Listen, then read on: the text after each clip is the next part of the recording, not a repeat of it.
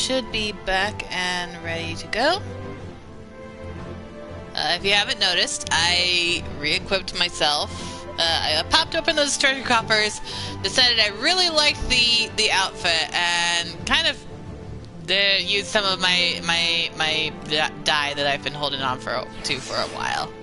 I chose the orange because amber is Shallan's favorite color. It's the color of Azem's crystal, so I just decided, you know, that would be good for her. But wanted a slight contrast, so I did green for her pants. So, and then she still has her red nails and has her circlet on.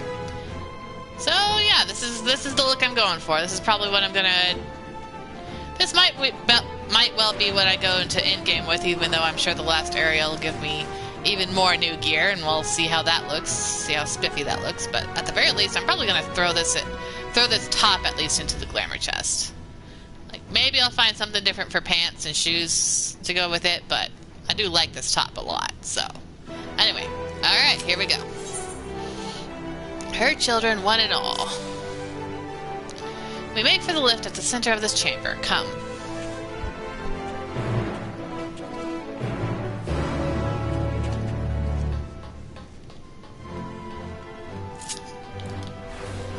You can no longer fly in here.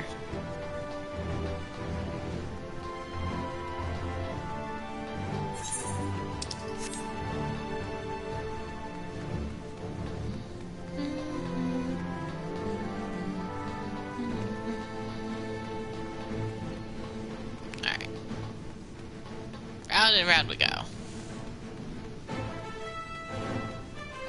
There is no wind in here because it is indoors, I suppose. Although I think, yeah, you can still take your mount in here. You just can't fly in here for whatever reason.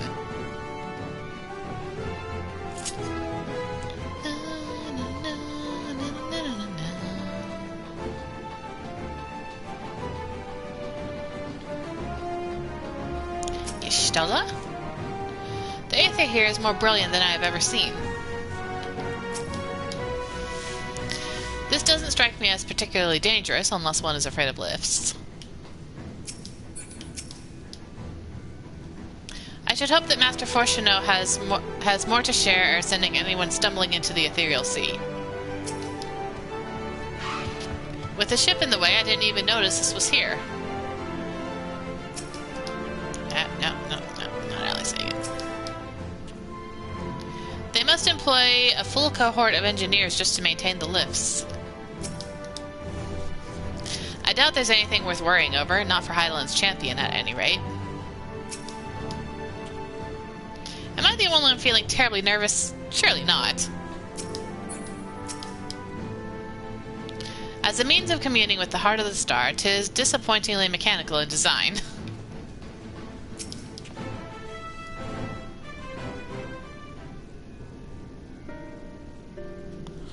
As you all know, alongside our physical world exists the ethereal plane, what we refer to as the ethereal sea. At the heart of the star, the physical and ethereal are made one and the same. Thus, the deeper we go, the easier it becomes to pass between said planes. We utilize this principle in constructing the anti-tower, and more than once here in Thaumazein. No sooner did the Forum decide to withdraw from Eorzea than we began work on this facility. Our work culminated in a device that allowed us to peer deeper into the ethereal sea than ever before, in search of Hydaelyn's ever fainter echoes. The Hydaelyn. And you communicate with Hydaelyn with her through this device. For a time, yes, but since the 7th Umbral Calamity, it has been rare to hear even a whisper. If you wish to reach her, you must journey closer to the center of the star than we have ever dared, beyond the Hydaelyn. Even so, I make no guarantee that you will find her, nor of your safety, not so deep in the ethereal sea. We understand, but if we are to deliver this world, we have no choice but to try.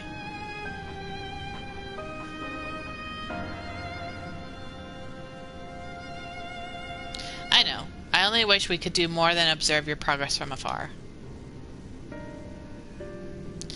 The Hydaelyn's ocular lens, by which we may peer into the ethereal sea without placing ourselves in hazard, lies above us. Through it we can watch and guide you. In those swirling depths are pockets of ether so dense and turbulent that they can unravel one's soul. If we determine you are at risk of coming into contact with such a pocket, we will recall you with teleportation magics. To that end, it would be best if one familiar with the composition of your souls remains here to assist in assessing said risk. Otherwise, there is an increased probability that we will extract you too early or too late. Kryl? Yep. Please allow me, since she's not a trust companion, obviously. I have thought upon this much, and, in truth, I do not believe I am fit to join you in the trials ahead. The events in the Tower of Babel drained me, yes, but even before that, your capabilities far outstripped my own. This is no time to have a weak link in our vanguard, no matter how much she may wish it were otherwise. If I assist in the manner that Master Fortuno has laid out, however, I may still be of use. Will you trust me to do so? I can think of none I trust more. Compared to all that effort you put into keeping us alive while our souls were in the first, preventing us from dissolving into ether on a single expedition ought to pose no challenge at all. And even if we did, I expect you would hunt us down and restore us to health somehow. You flatter me, but rest assured that I will be keeping a close eye on all of you. There's one more thing. In those ages past, referred to the ethereal sea as the underworld, our final resting place. In its embrace is memory washed away, leaving only the purity of one's soul, or so we believe. Yet what of these memories? Few think to ask what becomes of them, cast adrift on the ethereal tides. Some theorize that they linger for some time, those associated with strong sentiment in particular. In those depths, memories of the departed may even coalesce around you, for hatred or for love. Thus do I caution you to be wary, but also to have faith. Remember those who did gladly extend a hand to you, that they may lift you up once more. Are we going to see Oshifan in there? Oshifan and Moonbrita and everyone we've lost? Maybe even Papalimo, although we're not taking Lise with us. Yay, the entire scope is now available! New dungeon.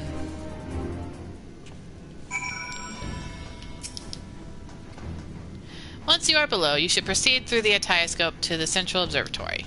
That is where the objective lens is located. We can manipulate it with a we can manipulate it to direct an ethereal current deeper into the sea. Though I shall assist you in every way possible, this is your journey to make. When you are ready, I bid you step forth. I hope to guide you via link pearl while you're inside, but given the density of the ether, I'm not sure how long the connection will hold.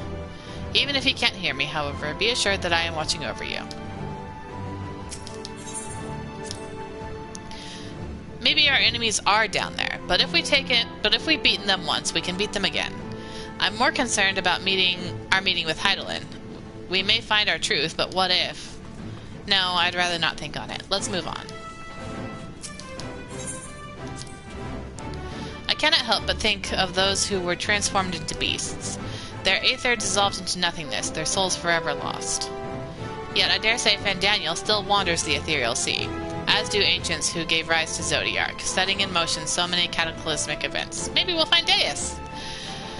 If there is a justice or morality at work that governs our fates, I do not know. I do not know it, nor do I think any man ever will.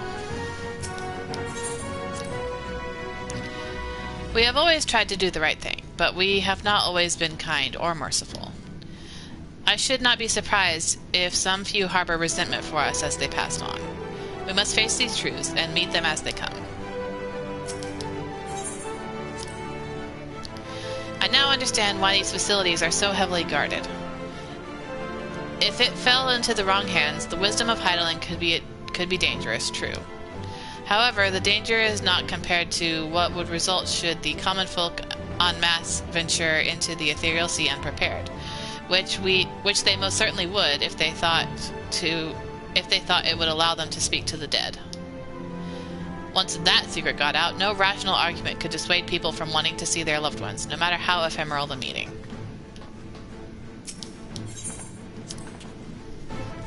If some part of them remains in the ethereal sea, do you think? Forgive me, that's not why we're here. And no matter what happens, she will always be with us, with Reen most of all.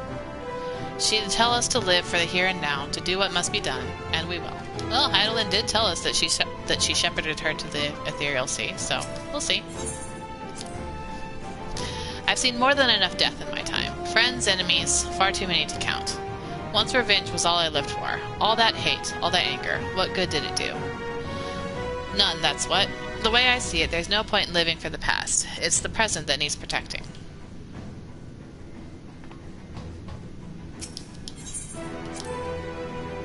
If Hydaelyn be unwilling or unable to divulge Medion's location, I shall see our comrades delivered to the moon once and for all. I pray, however, that this eventuality doth not come to pass. While even a sliver of hope remaineth, we must needs fight on. Alright, now I actually need to pick my party.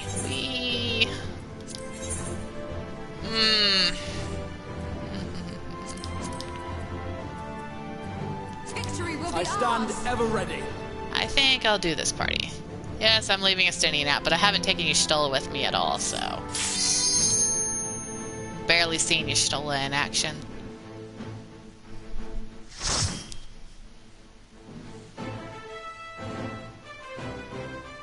Graha's a no-brainer. Graha's the best. Sorry, Thancred.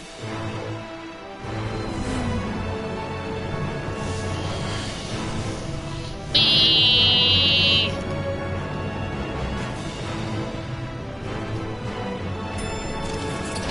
This is going to be just as confusing as the anti-tower.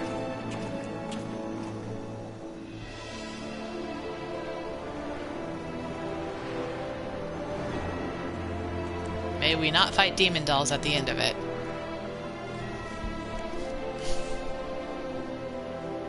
Let's see.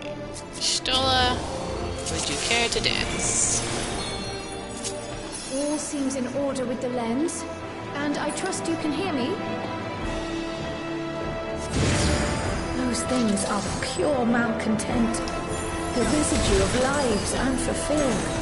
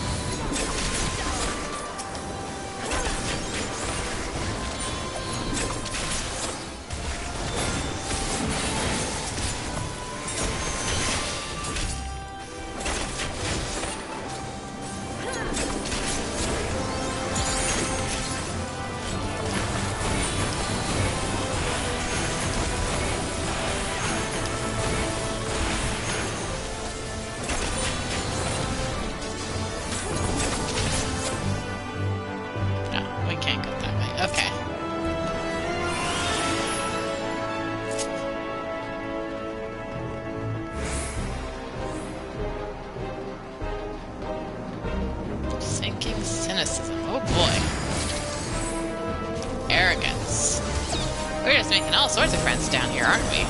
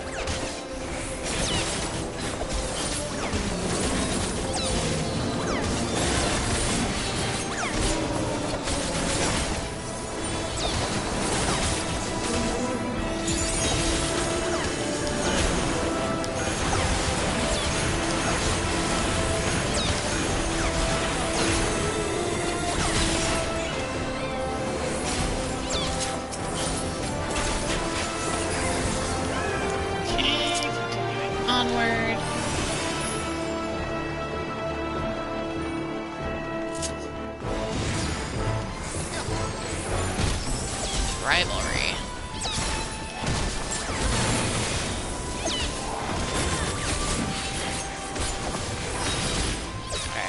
pretty sure the boss is probably through there. We'll see.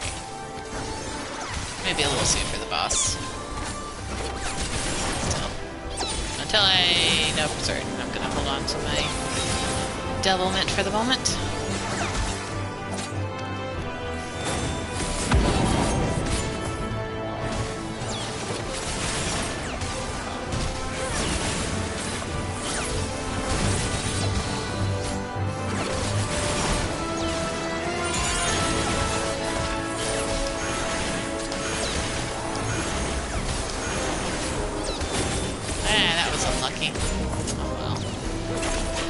This is the way of RNG.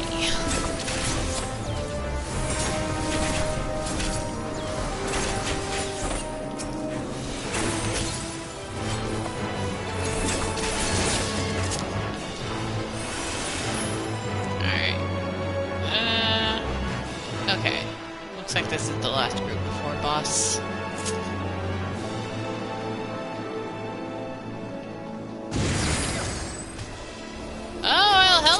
Bird. It's been a while since we've seen you. Are you going to say something about how sloppy we are?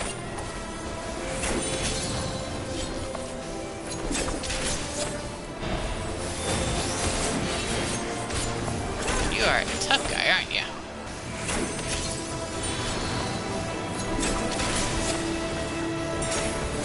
You are question mark.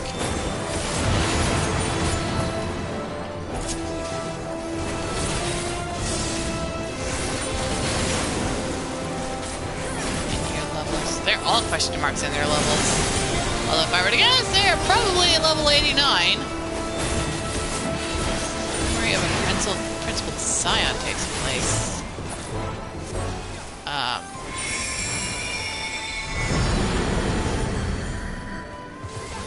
Okay. Aww. Aww.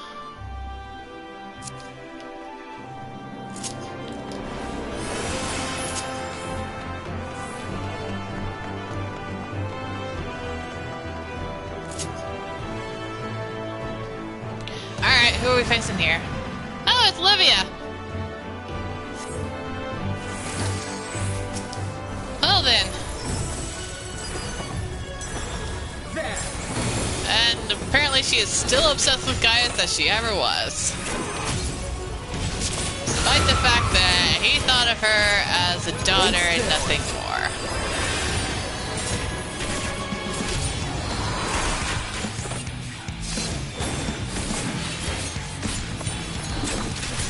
Allow me.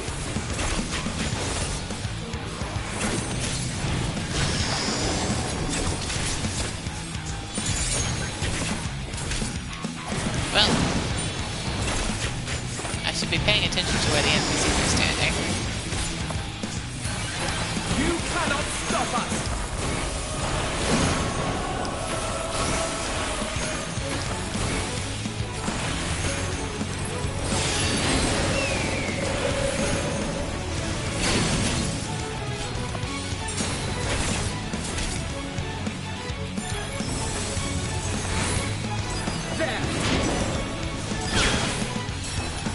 Hold still.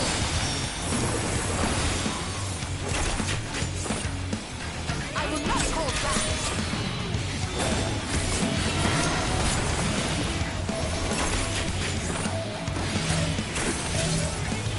Hold still.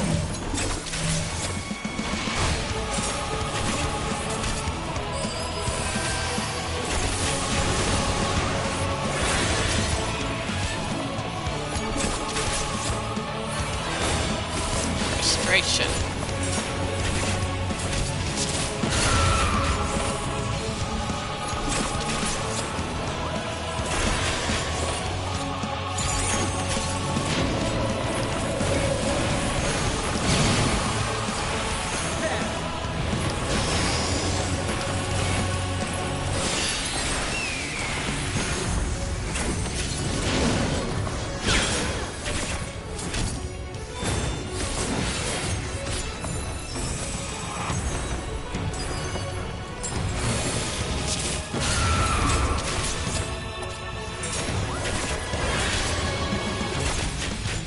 Hold still.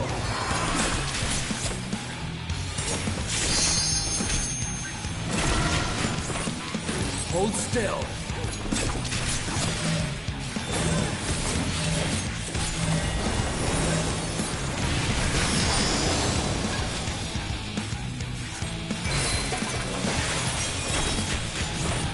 You cannot stop us.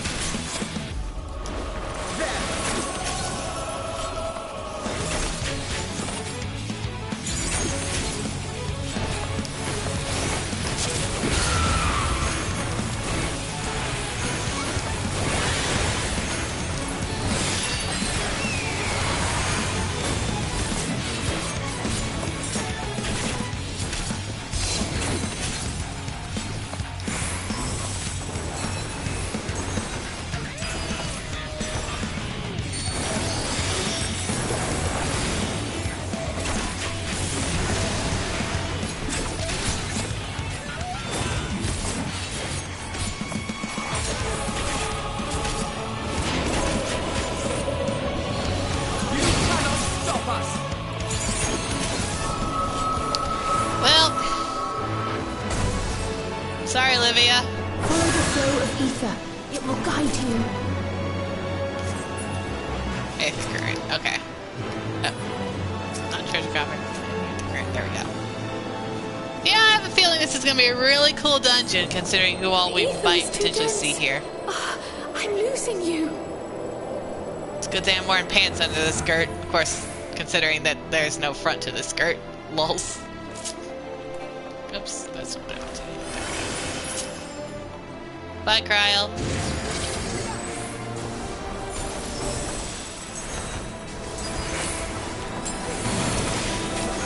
Hold still.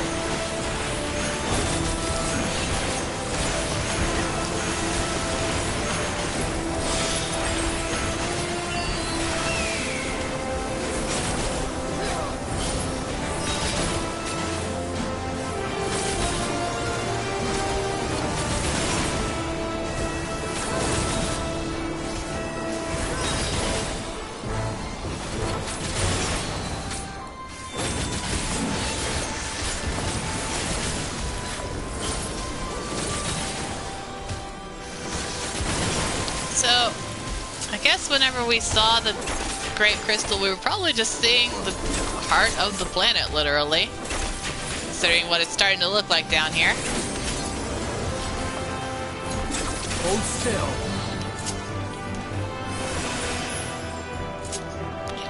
We have another one of those yellow things, so we're gonna have to get someone's... Okay, just partiality.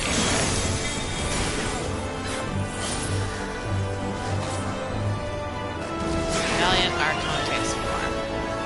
Oh, it's Moonbrita! Aww.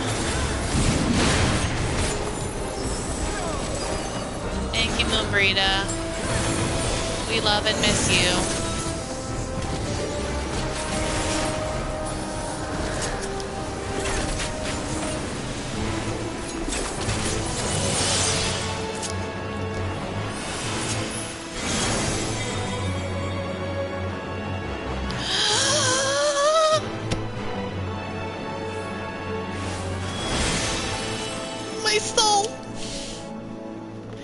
My soul is in pain. I mean, it's a good kind of pain, but it's still pain. He's protecting us. I love it. It hurts my soul, but I love it all the same.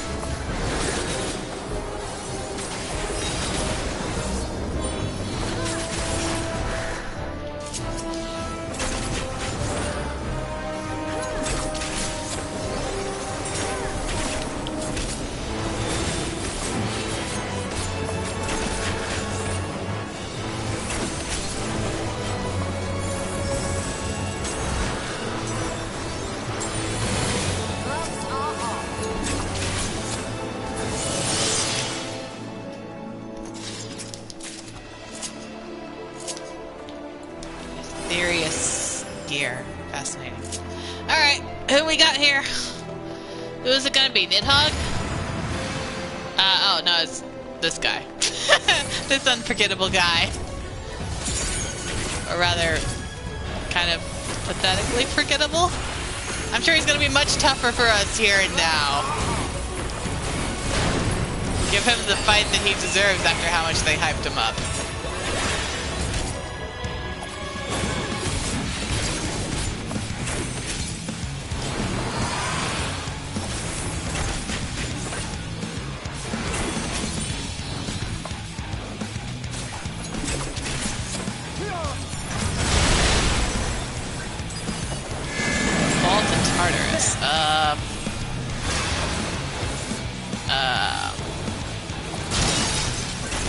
Okay. Alright. You need to have faith and keep an eye out. Got it.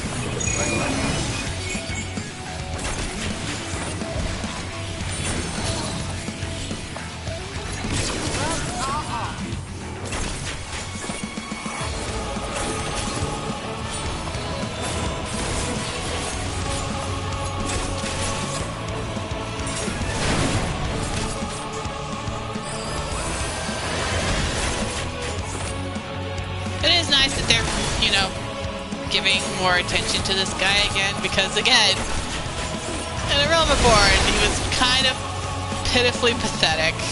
He was probably a decent challenge when they first released it, but the stat squish has most definitely not been kind to him at all.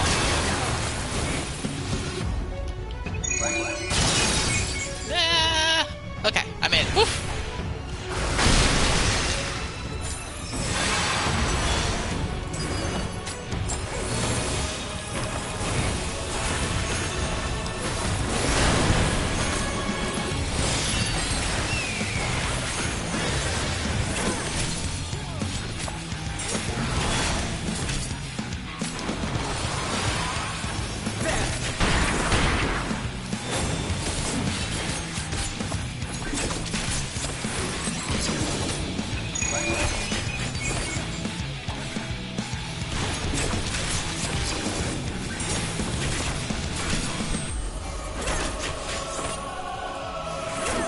As a mid-boss in a dungeon, he lasts longer than he does as a full trial on his own. It's so sad, but so true.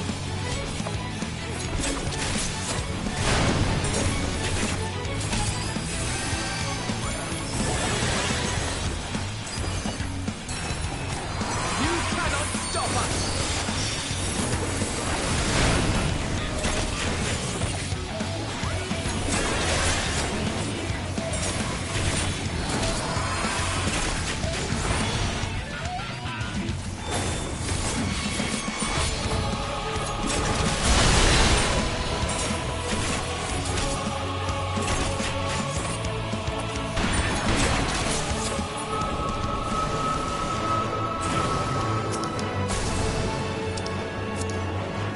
You're right, Alpha No. Didn't fail him.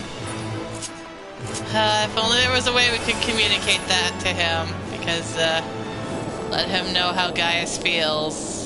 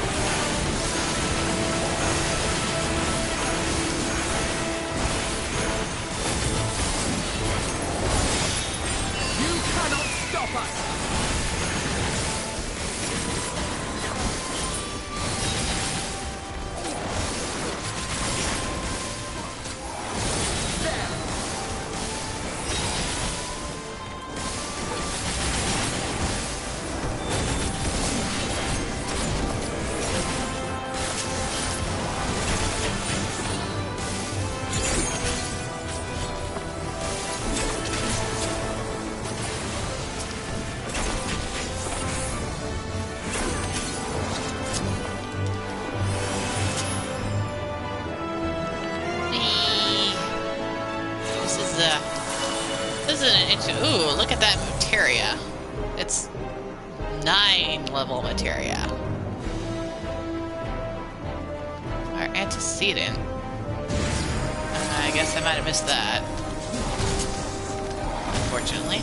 I missed the Menphilia thing. That's sad.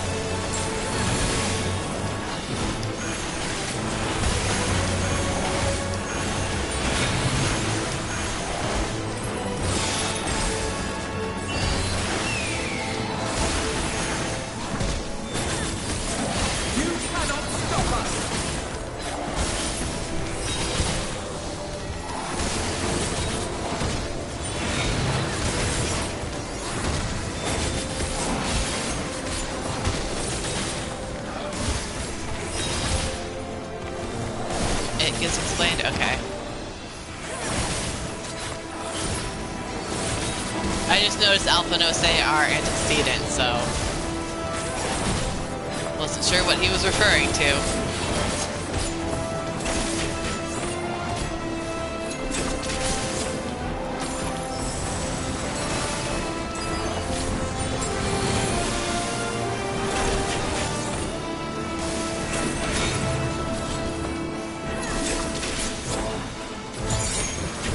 Who's the final boss gonna be, though? I'm interested in finding out. Oh, there's Menphilia. Okay.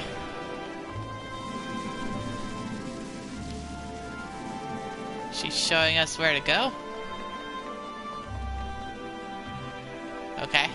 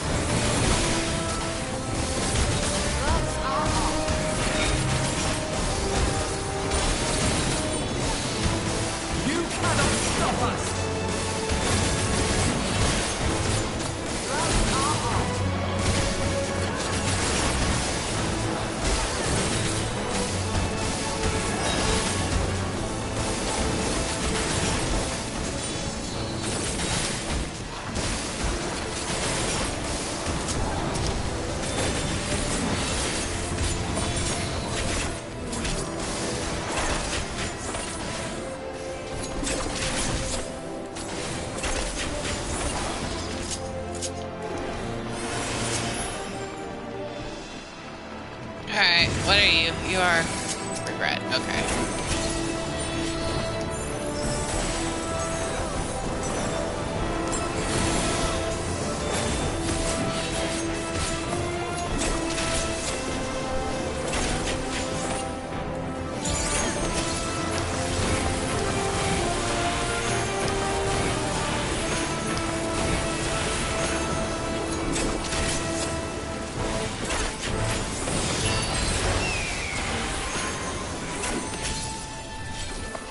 Allow me.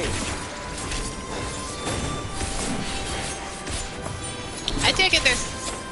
Well, I don't want to speak too soon. There could be a trial right after this.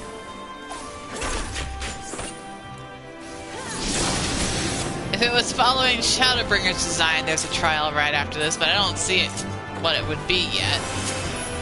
Then that would just be for the surprise. But I get the feeling there's only one other trial. I guess we'll see. Alright, what are you?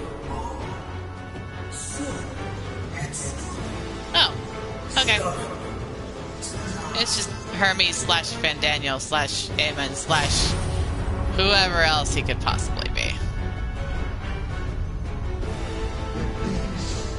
Is as far as you go. Oblivion beckons! He's purple. Okay, so this time he's Aemon. Okay.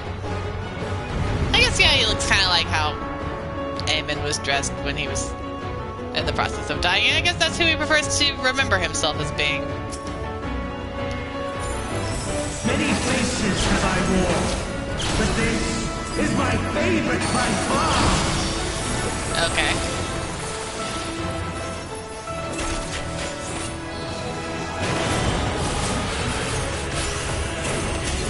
You will persist in this folly no longer.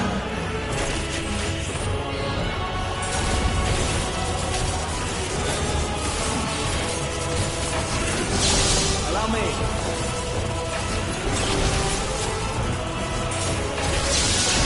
The stage is set.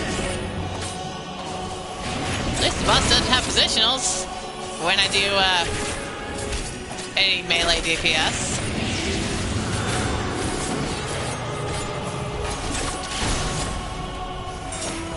Still. Alright.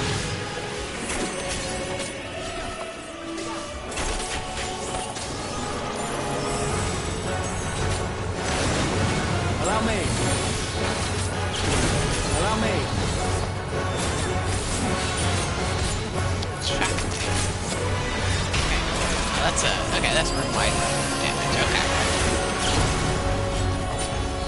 Let the curtains rise for the main attraction.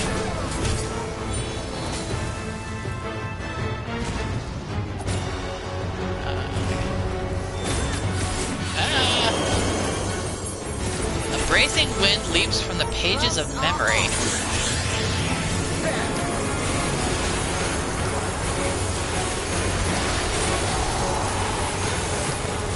Oh! A sail! Thank you! My, what a boorish audience you are.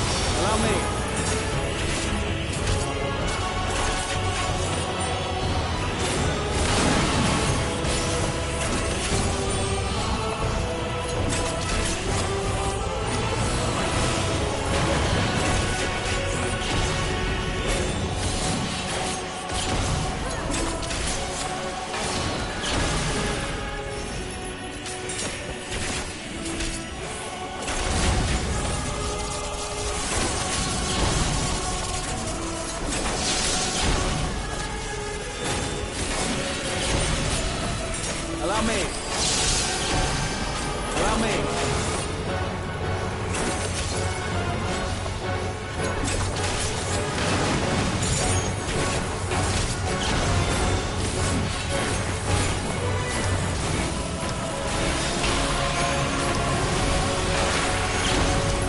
Allow me.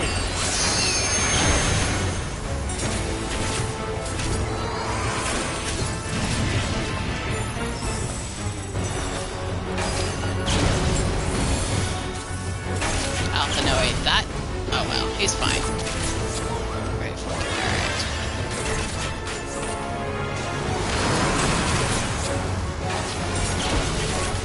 Alright. He's moving it again. Right, Firaga Forte. Apparently he's right-handed. He favors his right hand a lot. This again, which is the big AoEs on the floor, if I recall? No, that's the remind AoE, okay.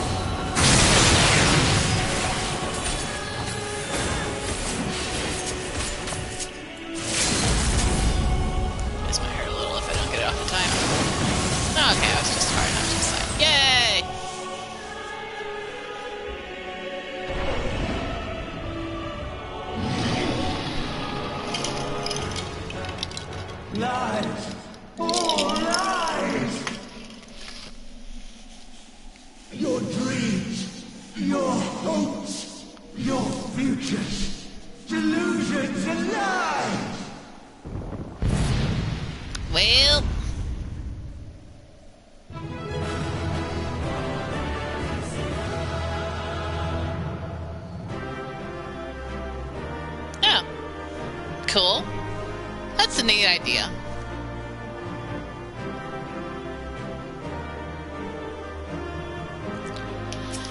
Alright, we got stuff. Oh hey, I got a choker.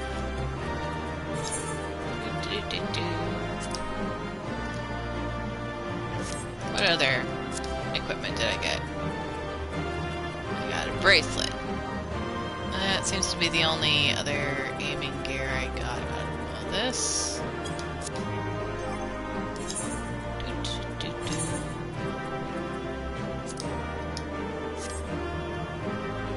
Alright, what does everyone have to say? Sail, such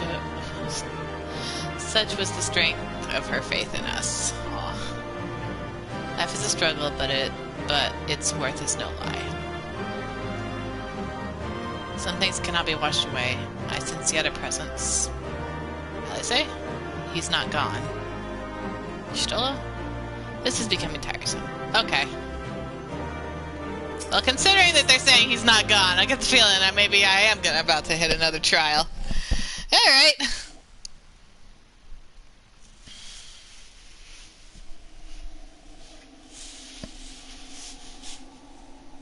We'll see how long I get to wait in queue for it.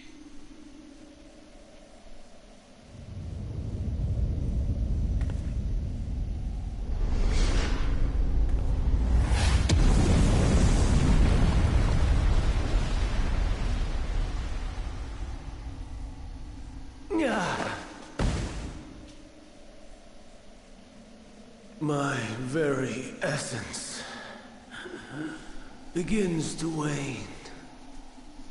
Sweet, sweet agony.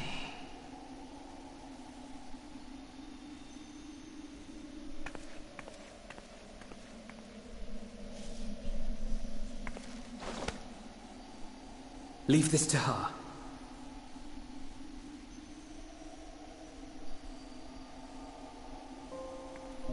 Come to deal the coup de grace. Good. Watching you struggle against the inevitable is bad comedy. Erase me from existence, soul and all.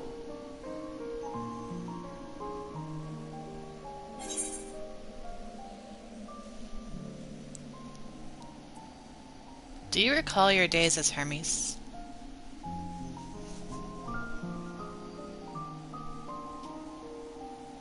How would you know that name?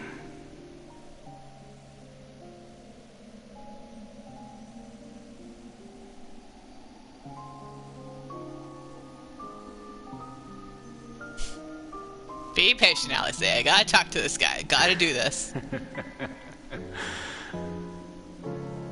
Then it was you. In Elpis. With them at Suck. The final pieces fall into place.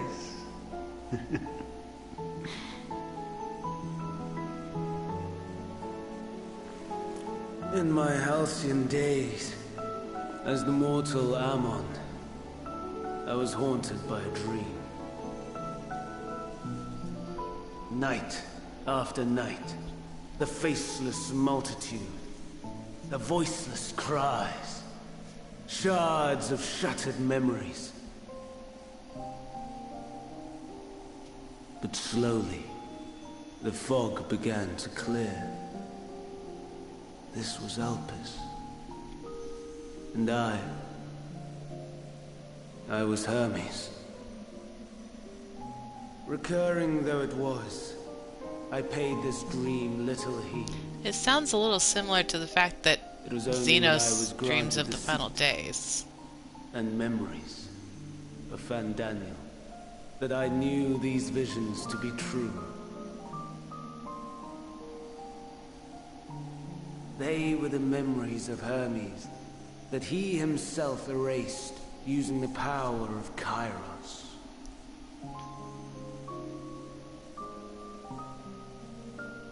Or so he thought. In his attempt to burn away the events of that fateful day, he succeeded only in searing them more deeply into his soul. my soul. Death failed to expunge them, no matter how many times it came. Rebirth after rebirth, from one Fandaniel to the next. I wonder, is Emet adrift somewhere in this ethereal sea? In defeat, finally remembering your time together in Elpis? How it must gall him to be entrusted with knowledge of the final days, only to be rendered powerless to act upon it. So many lifetimes dedicated to restoring his beloved Amaral in blissful ignorance. Oh, folly!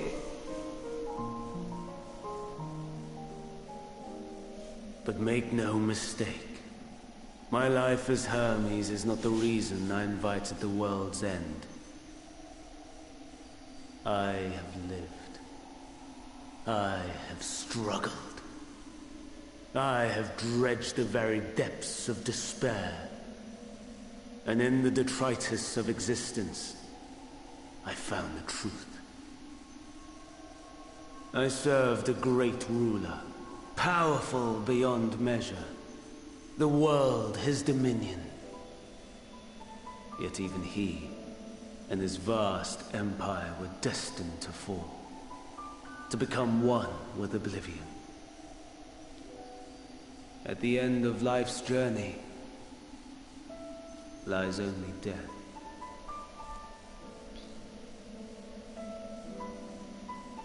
So I ask you, why live at all? We betray, we torment, we murder. We are wicked, spiteful creatures, without exception. If life is so sacred, so precious, why fill it with such misery? Man wallows in a hell of his own making without purpose or meaning. To live is to suffer, and I would end that suffering by my own hand. It matters not if it flies in the face of all believed right and just. Death is the only solution!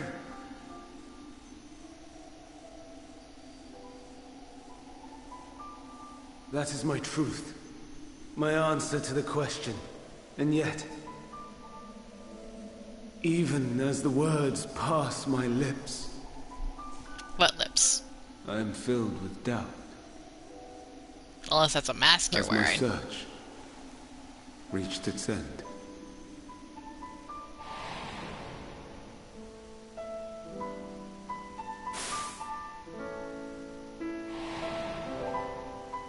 Was this the only way?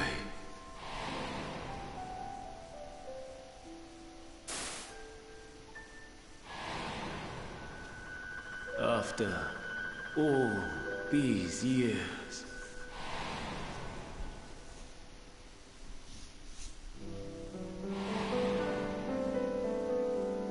Is this the answer I was hoping for?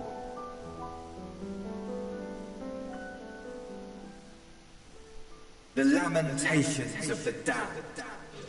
How it vexes me to see your conviction falter at the last. Fantaxy. Still clinging to existence, I see. You, who champion death so fervently, unwilling to accept your own, refusing to be purified and swept into the sea of souls. As do I. We prisoners to men, watching as the world turns.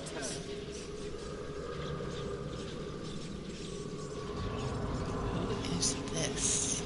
Though unlike me, you will be spared the ignominy of having your corpse made a puppet, dance to another's tune.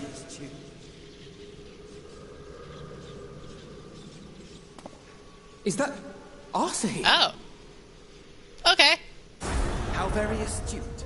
But let me be clear, I have not come to consort with the likes of you. Okay. Nor have I come to bemoan the state of the world following my untimely demise.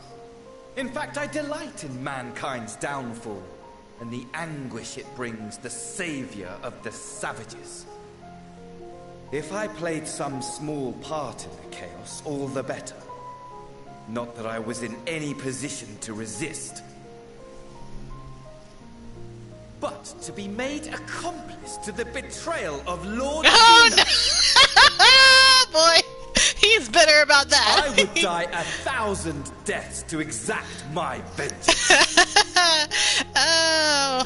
You know he's never gonna love you like that. Now you are at my mercy.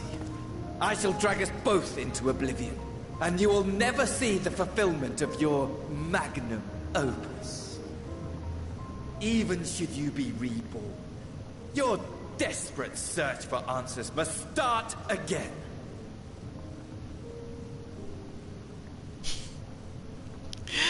Ah.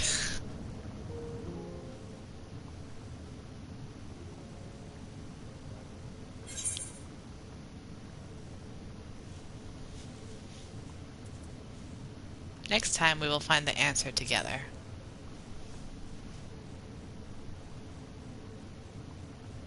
Even here, even now, you have every right to hate me. For the fool I was, for the monster I became. But I will not beg forgiveness. The tale of Hermes, the man who knew so much, yet understood so little, ends here.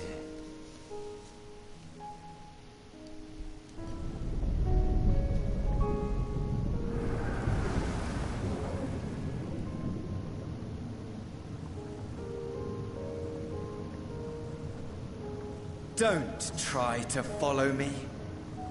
I had more of you people than I could stomach in life. Never mind in death. Likewise. I pray we do not meet again. You had better hope not. You better not follow me. Follow Xenos.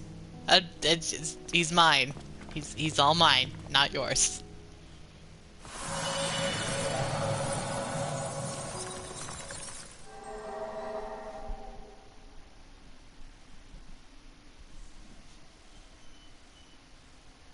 Come.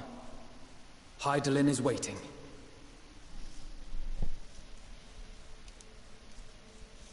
So, no trial? Okay. Perhaps no trial. I mean, I'm fine with that.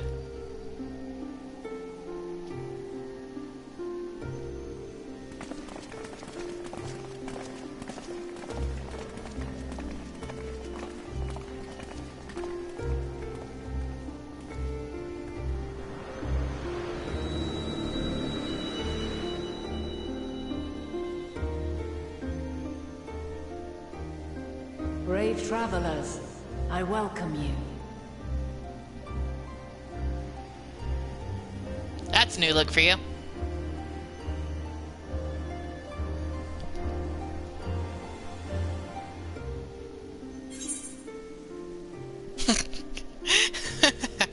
You look different.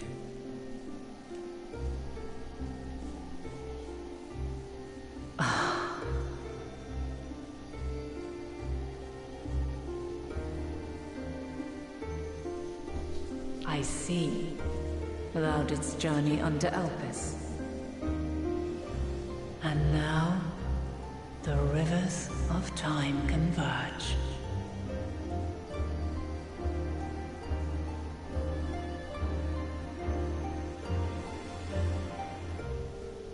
I know why you have come. Yet I would hear you speak your reasons all the same.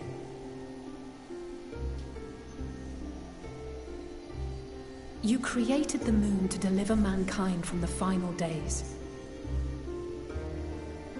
But is that really how it has to end? We do not wish to abandon this world. We want to protect the source and all of its shards. To flee is but one of two paths. The other leadeth to Meteion, far beyond the stars, where she doth chant creation's requiem.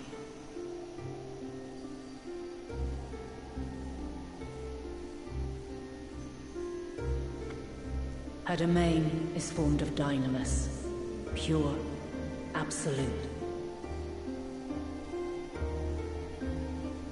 Where emotion and memory govern all, ether will avail you naught. Meteion hath gathered the pain and despair of countless stars, and to go unprepared is to go unto your doom. We'll beat her. We'll win. I swear it. Is what I might have said once.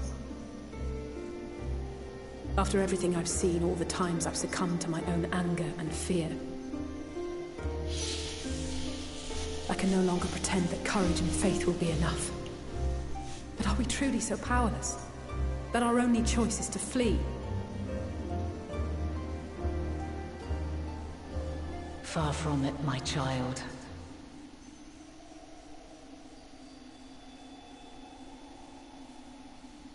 Long ago, the inhabitants of myriad stars, many more prosperous than Atheris, sought to free their worlds from life's woes. Sorrow and anger, conflict and hostility, despair, and even death itself. But as Meteion reported, every attempt ended in failure. Darkness abideth within every living being, and can never be cast out. Neither reason nor faith can challenge this immutable truth.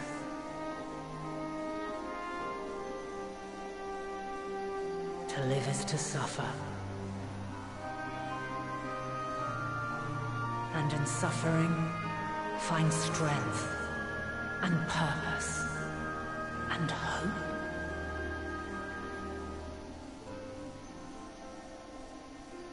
As you have done so many times before.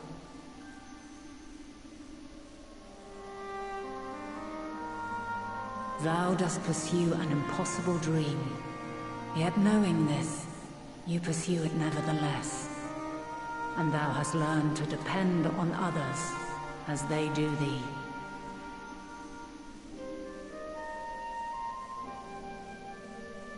Thy yearning for the power to save the powerless hath ever driven thee to greater heights. Thou hast grown strong.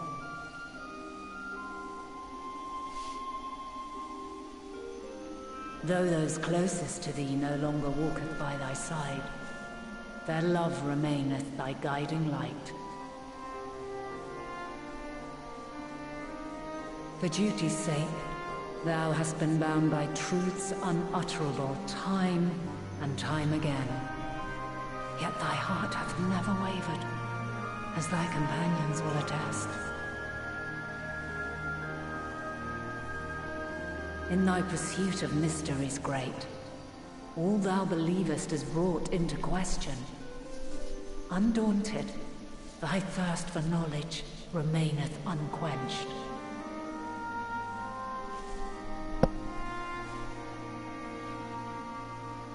The fires of hatred that once burned in thy heart burneth no more.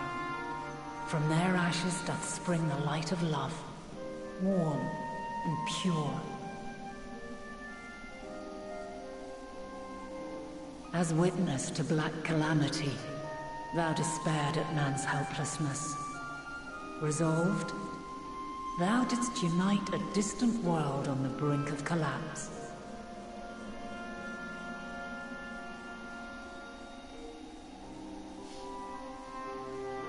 And thou, my champion.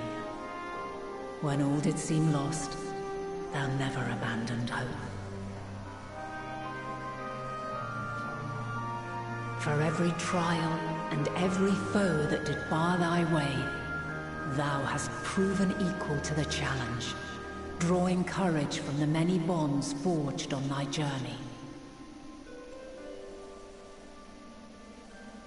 You have all known despair, and though the end approacheth, you walk on, heads held high. Therein lieth your power, the strength to silence the song of oblivion.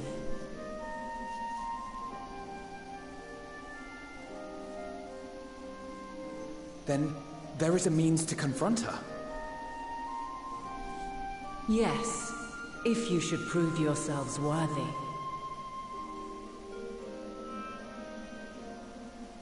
Hark! Okay, maybe there is a trial. Let's see.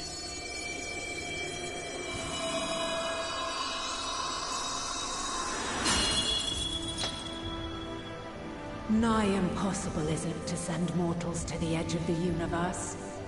Should you fail, there will be no second chance.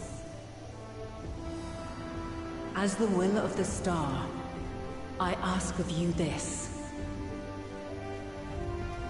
Do you possess the fortitude to stand firm when all around you doth crumble? Do you possess the faith to vanquish despair itself? Should you lack the strength to best a supreme deity, I cannot allow you to make the journey. You must leave this star and never return.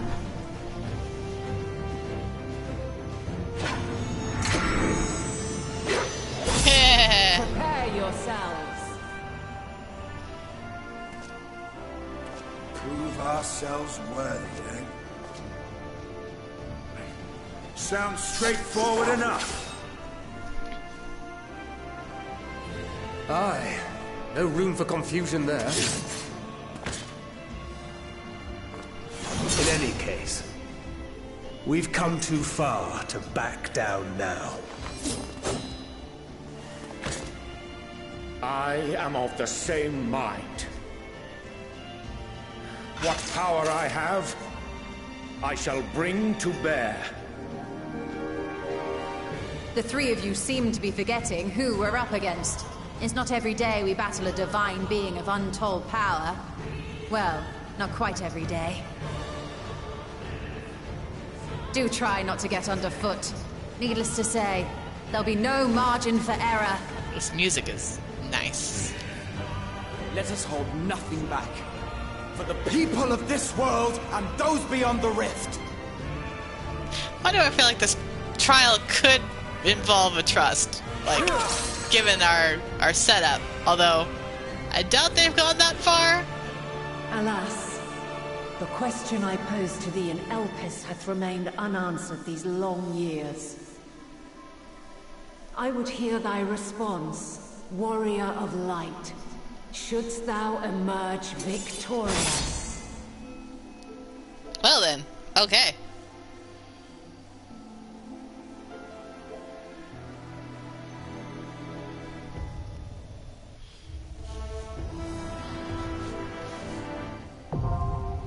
Mother Crystal now available.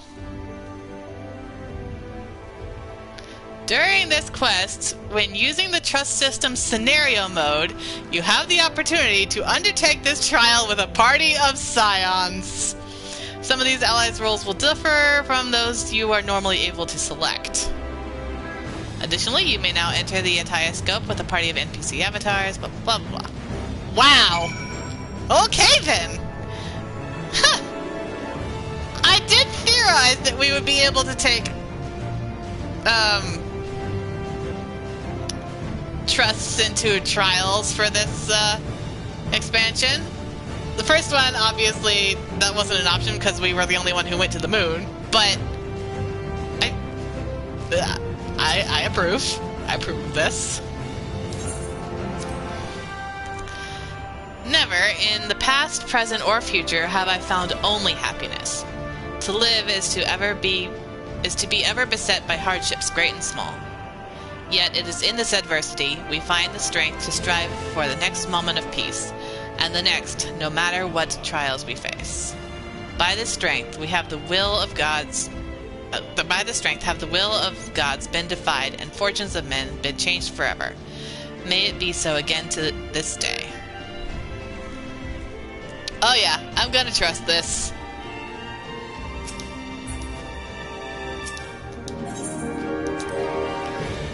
What? Surprised to hear me and love mentioned in the same breath? Shalyn would be totally looking back and forth between Estonian and Xena, just like, yeah, no, not at all. I've not a heart of stone. Even in my darkest hour, there were people I cared for. Mentors, comrades. That mad woman who gave her life for us. Then you and Alphino threw my eyes off a bridge, and I've never known peace since.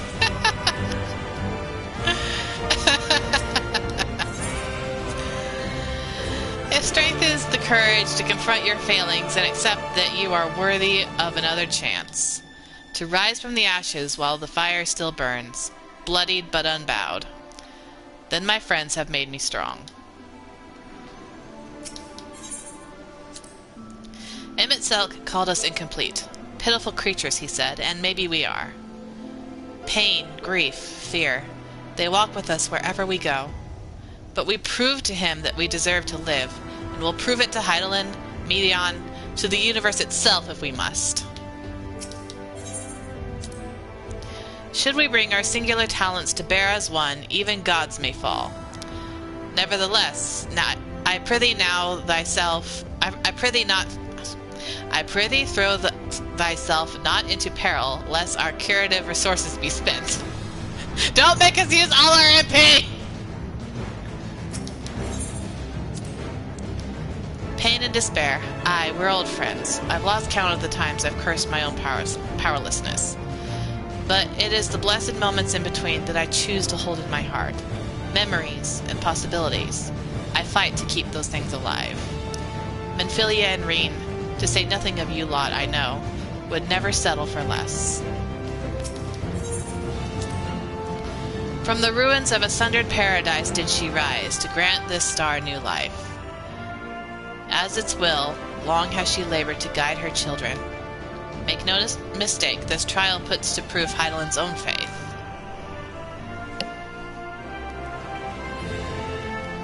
Let's see. Randomizer for everyone. Every time you might fail, gain a point of something that in repeat attempts will let you stand fast on 1 HP down for the count thing. Keep going until either you run out of time or complete the trial. Fascinating. Okay. Ha! Look at all these people! Alright, so we have Graha and Thancred as tanks. Alphino and Urianger can... I wonder what Urianger can DPS as. I guess a summoner? Sort of? An arcanist? Interesting.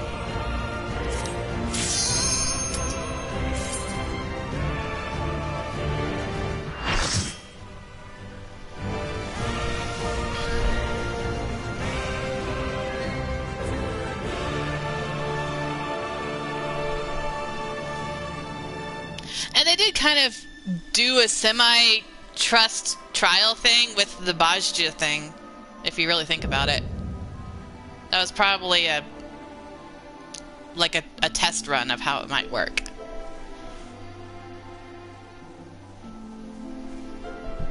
I, the last of my kind, shall test thee.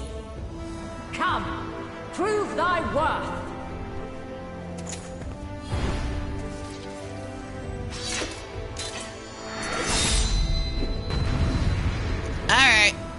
let's see how this madness goes.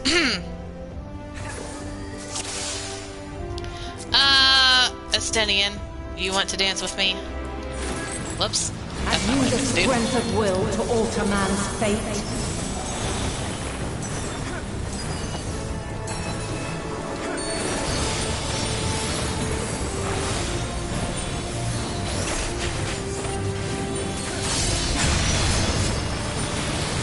Change of arms. May the test continue. Be gone! I will not hold back.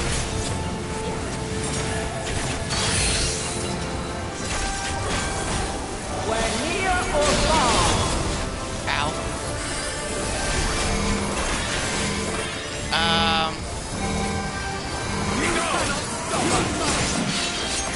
And now Okay. this.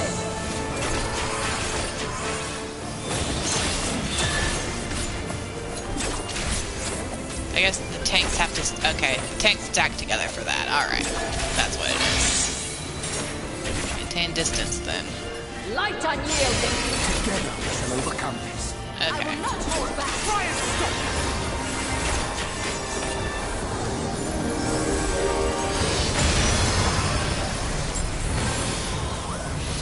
This music is something else, though.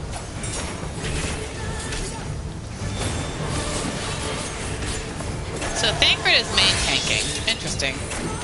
Back away. By blade.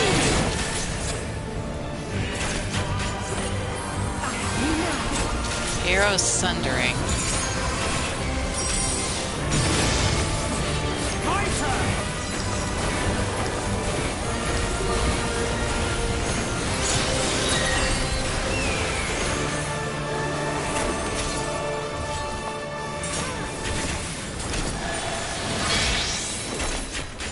You underestimate me! Light unyielding. They're doing a bad job of avoiding those. You're mine!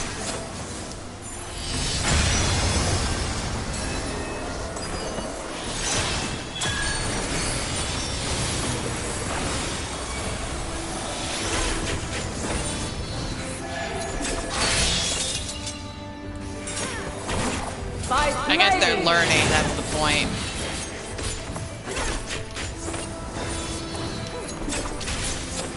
Crystals of light. To me.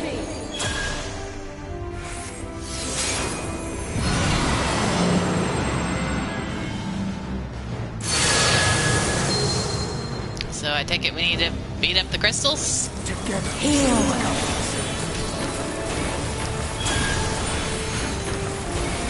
The soul of creation's end. Feel.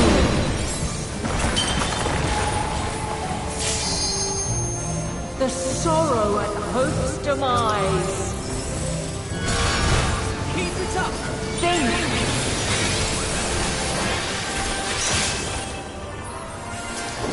Find your way in the darkness.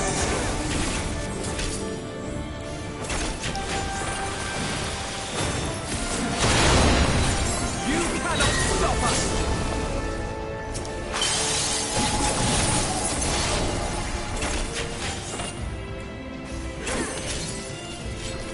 Still is. Alright, she's fine.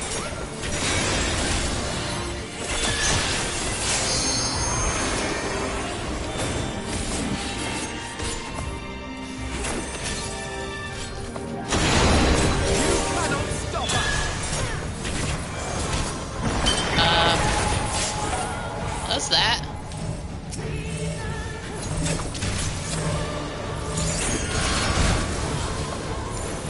You now.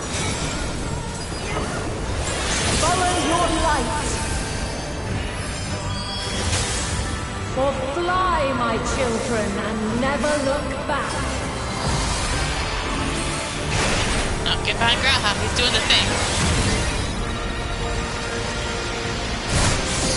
He's doing the pally thing. Then you are resolved. And Estenian's still the limit break. By crystal light. Allow me.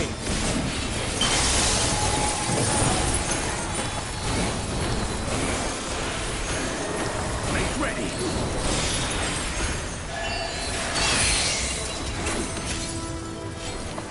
We're near or far. Ah, okay. This is gonna hurt. You underestimate me.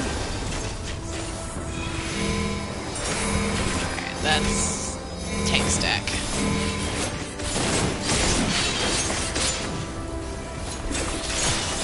We're high or low.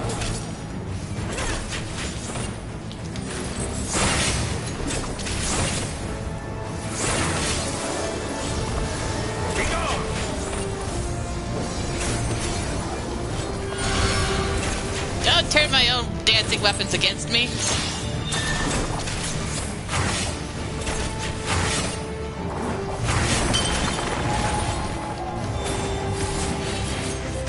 Something special for you.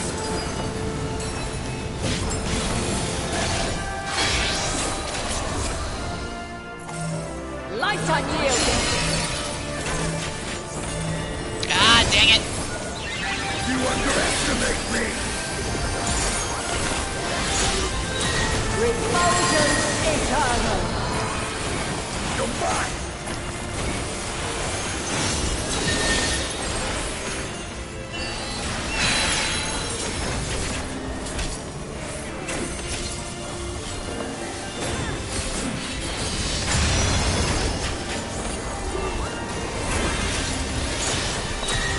Allow me.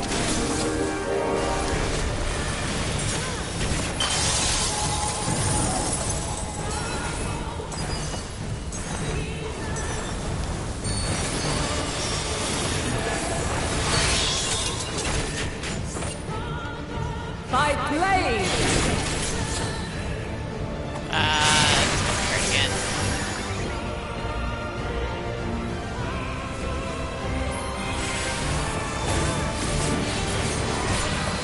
Maybe I'll learn what the deal with that is at some point. Succumb not to fear. Make ready.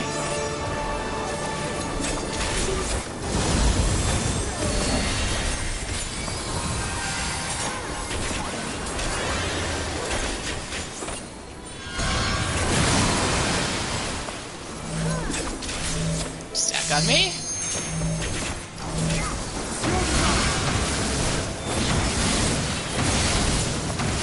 It's basically an Aquamorn.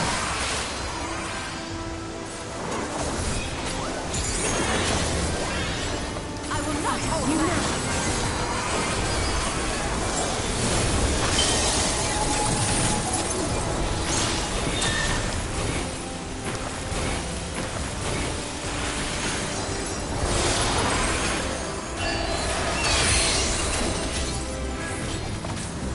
We're near or far. Alright. Oh, dang it. I ran into the wall. I have to re-dance partner Stinian. Well, alright. Have you the strength of will to alter man's fate?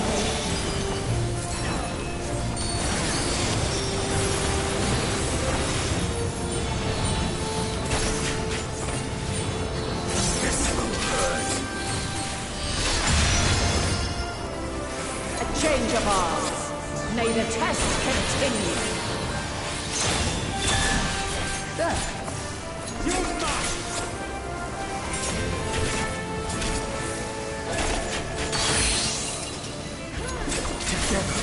Allow me. We're near or far.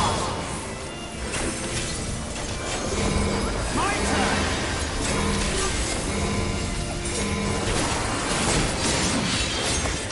And now You this. cannot stop us.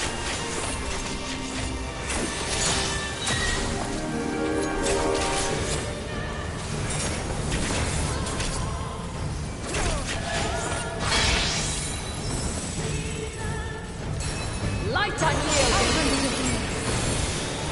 I will not hold back.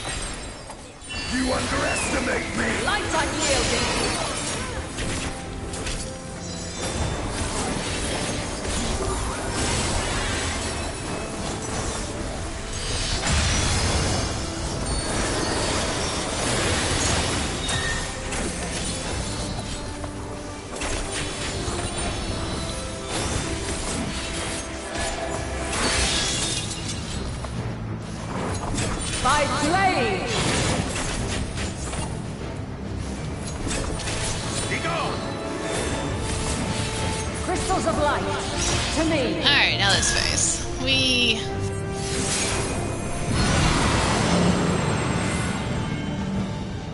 So we're starting with this one, I believe. Here.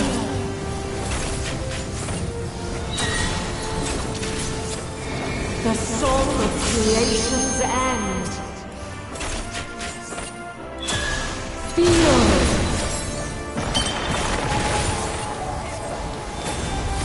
The sorrow at hope's demise. Make ready. Think.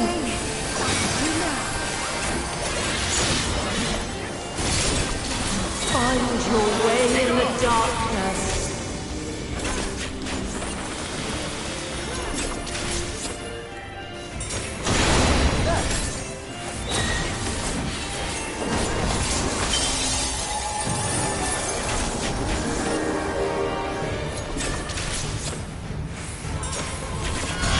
Still looks like she was in trouble, but she's fine.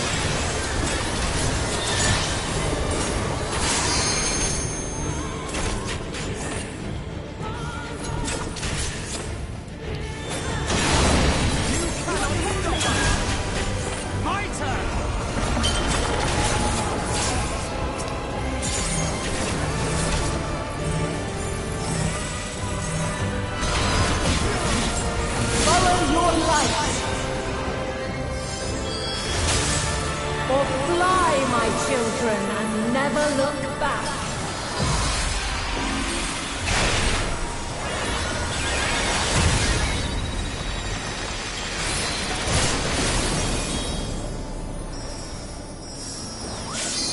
When you are resolved.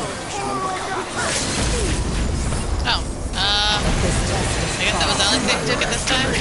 Estinian was trying, but... Oh no, maybe it is Estinian. My crystals light. I think Estinian got it.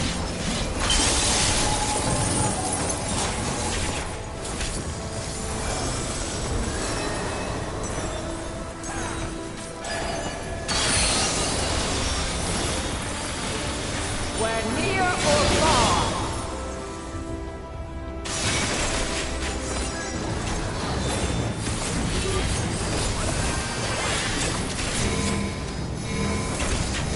It's the tank stack.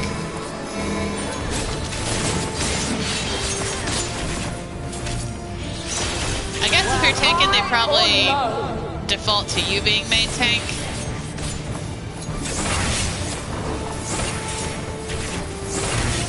If I were to make a guess. Since Thancred's the one with tank stance on and Graha does not.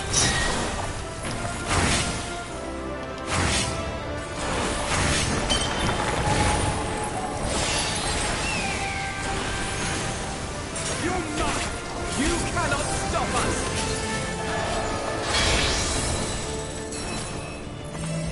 Light unyielding.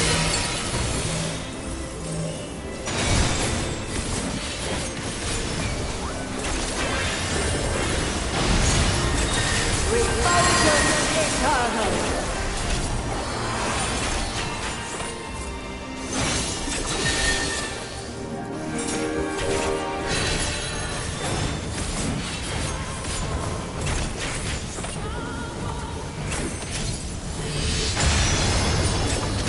You know, I remember predicting that we would end up fighting Hydaelyn. I had predicted she'd be the final boss, but I still had predicted we'd end up fighting Hydaelyn.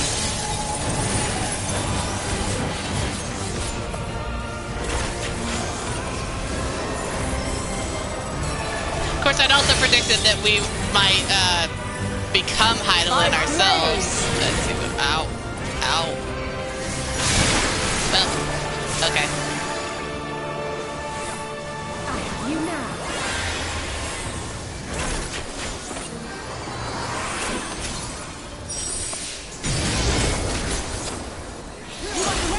Succumb not to fear.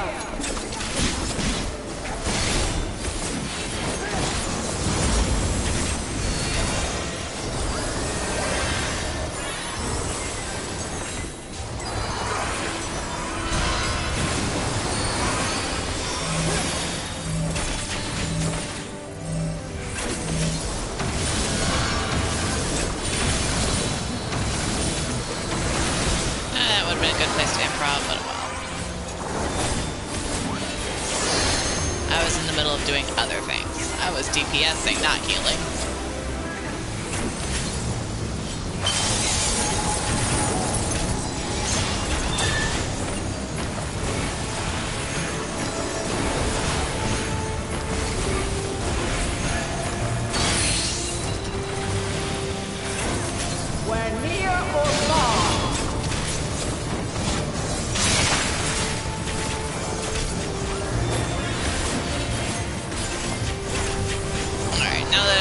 Do that attack.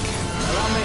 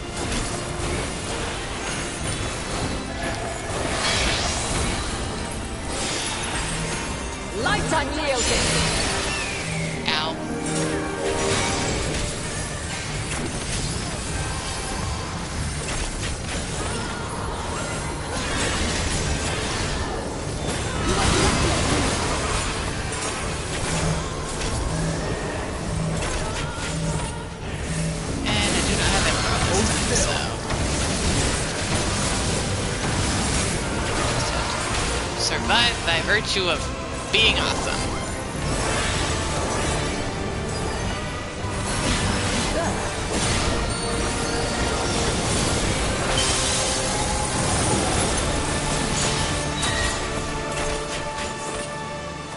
You cannot stop us!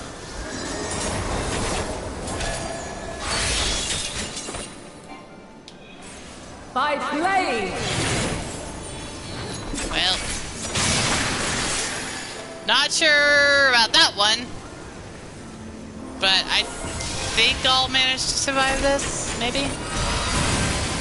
Together we shall overcome this.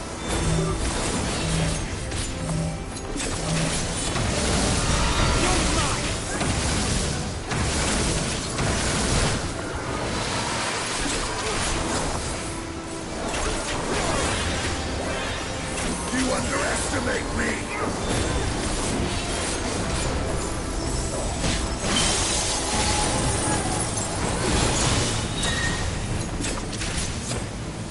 I mean, honestly, I could limit break this and end it.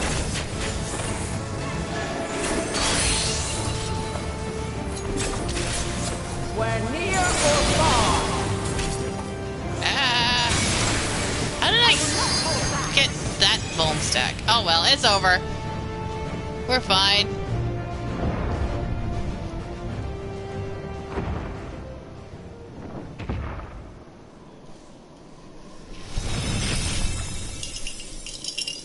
Thanks, Hydaelyn. At last, man has the strength to. Much rejoicing. Alright. Everyone, what do y'all have to say? A battle that would go down in history were anyone but us to tell the tale. All in a day's work. Never thought we didn't find Hydaelyn herself. I trust everyone is still. You're still in one piece. There you go. To appear, we've proven equal to the challenge. And so it ends. Alice apparently says nothing. She's looking at me like she would be saying something, but she's not saying anything. Okay, Alice says nothing. Bye, Hydaelyn.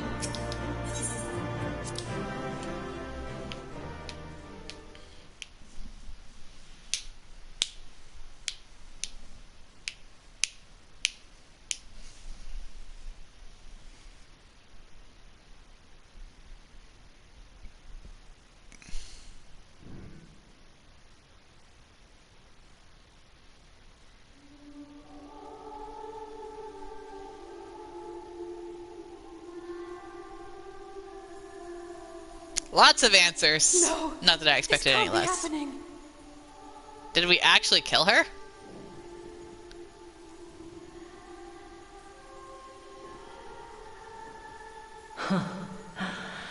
Though my power is in constant flux, I have always kept a reserve for this very moment. It was a true test of your prowess. You have done well.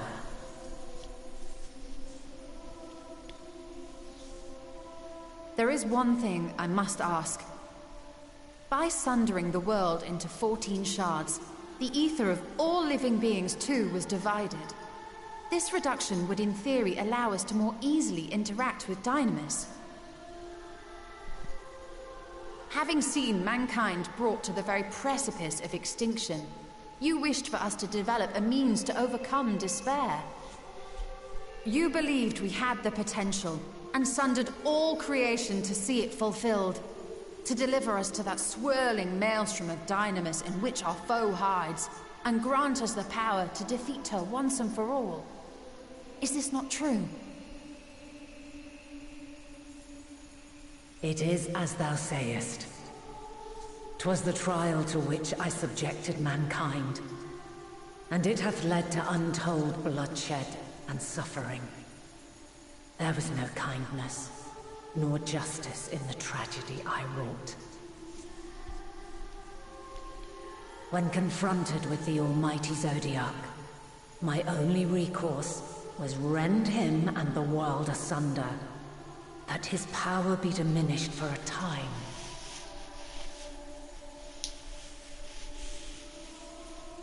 And so it came to pass. Now you, my chosen, have surpassed my expectations, surpassed me. I entrust the fate of the universe unto you.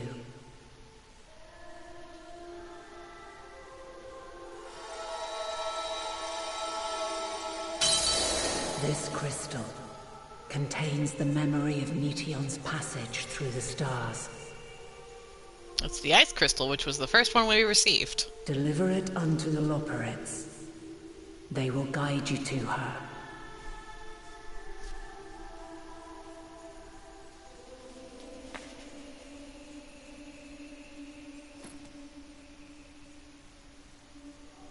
Though they may be capable of crossing great distances, there is a vast difference between traveling to the moon and the furthermost reaches of the great expanse. And unlike Meteion, we cannot simply soar on waves of Dynamis to our destination. Indeed.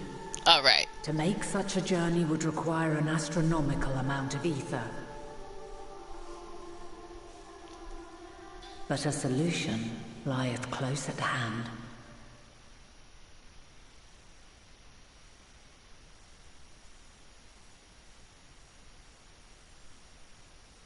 Of course. Yes, my child.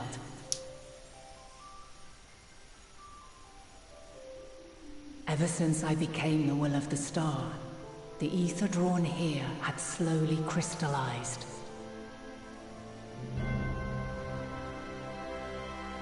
They who have answered my call know it well. While I have remained hidden, it hath become the embodiment of the planet's will in my place. A faceless, omnipotent force of nature.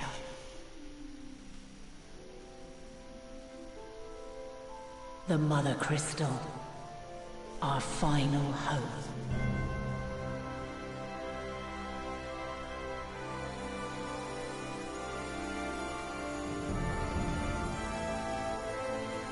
Alas, I can do no more.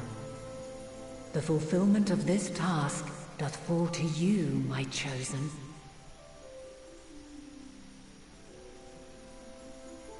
Now, heed these words. Darkness and light, despair and hope, as goeth one, so goeth the other. Become light, become hope.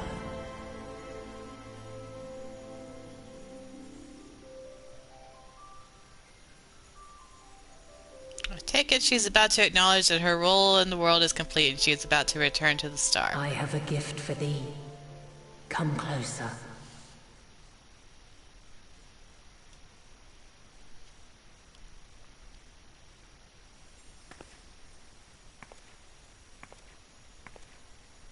Long have I searched for a means to safeguard the future of this star. Though I knew failure after failure, by recalling thy tales and my promise to thee, I found the strength to carry on. Though the world is ever changing, thy thirst for adventure hath never waned. Thine unshakable resolve never ceases to amaze, to inspire. As a mark of my gratitude, I bestow this final gift. Thou dost possess the crystal of Azum, yes?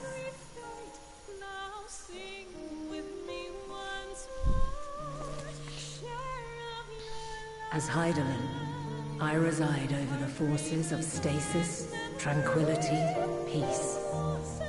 The laws which impart stability to existence itself.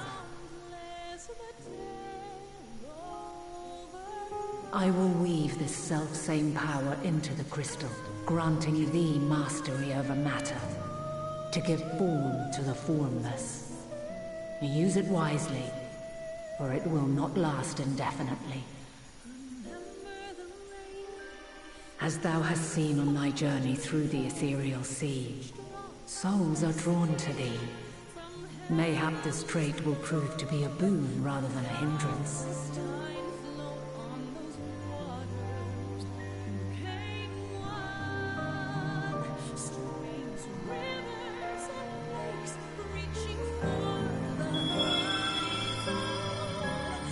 It is thy hopes and prayers that enable Azum's invocations and give them life. So keep them close. But pray, remember this. When the way forward is hidden, even from the mind's eye, look not to the invocation, but within yourself. These were the words of the crystal's original bearer.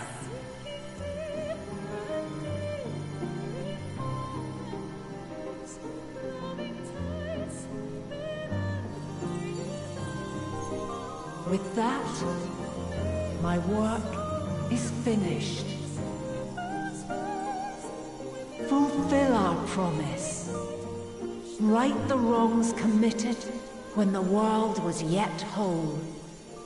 Silence the song of oblivion. Teach her a brighter melody. Show her our journey is far from over.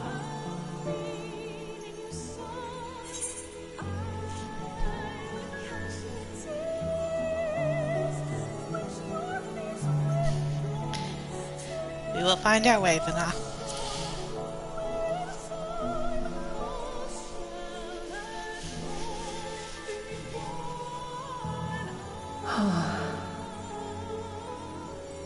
Of this, I have no doubt, for yours is a light brilliant beyond measure. Long after I have gone, though not even my soul remaineth,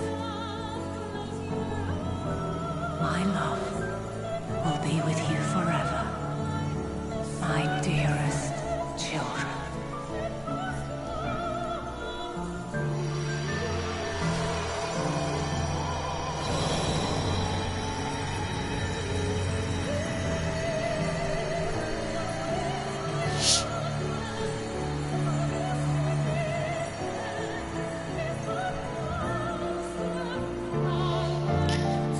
You have earned your rest.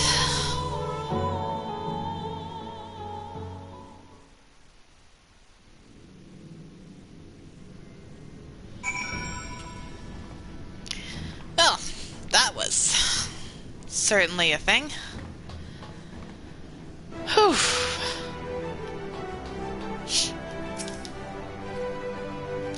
'Tis fortunate that Fortuno hath kept living way apprised of our progress. We require Loperit's aid more than ever.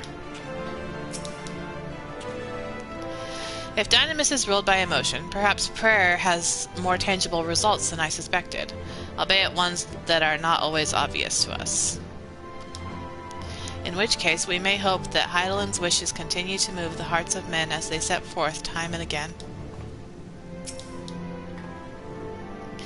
Far be it from me to refute Hydaelyn's own words, yet even if her actions were neither kind nor just, we can yet give them nobler meaning. We can make her faith the salvation of mankind. A small bit for a welcoming party, but I've never been one for crowds. I will keep Hydaelyn's words in my heart, as a talisman and lodestone both. She has given us all she can. We must share what we know with Father and the Loperits at once, that it not go to waste. Thank goodness.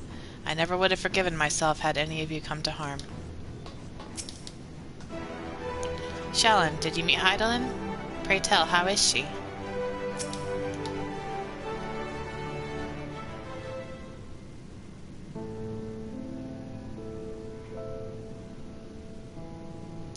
I am glad to see you well. Though we could roughly place your souls deep as you went, we could neither see nor hear you.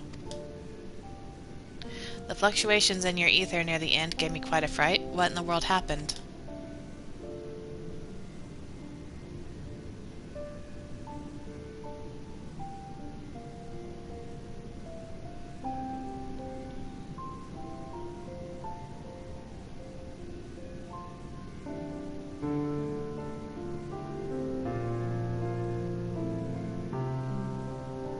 You mean to say Hydaelyn is...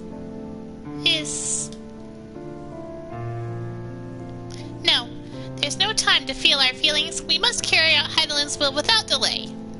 We will find Medion if it's the last thing we do.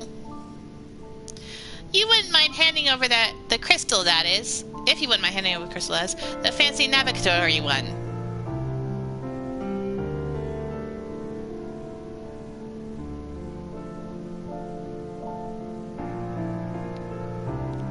To the edge of the universe where congregates the despair of countless stars, you are determined to see this through? We are. Should words fail us, we will fight, to the bitter end. I know that it pains you to accept this. Would that I need ask nothing more of you.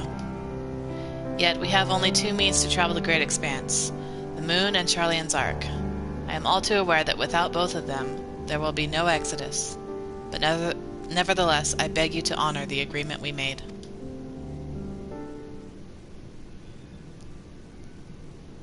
The Forum's decision will be honored.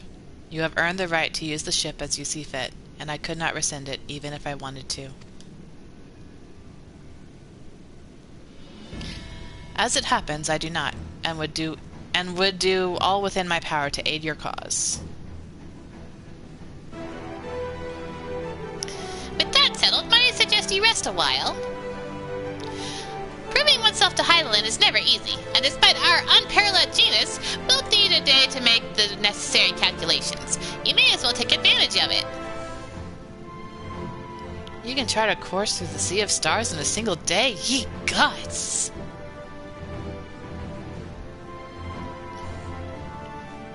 Shall we head above ground for some fresh air then, and perhaps a nap?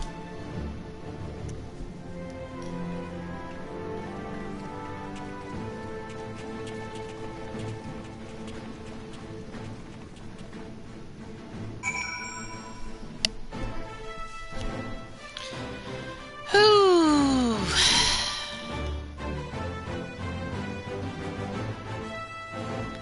What a trip this game has been, and I'm not even done yet. Oh, man.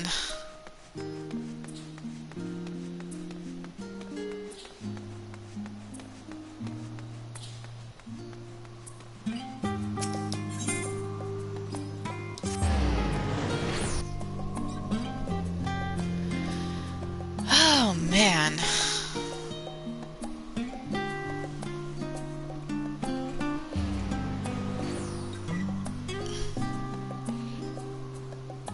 And it has come so far since A Realm Reborn.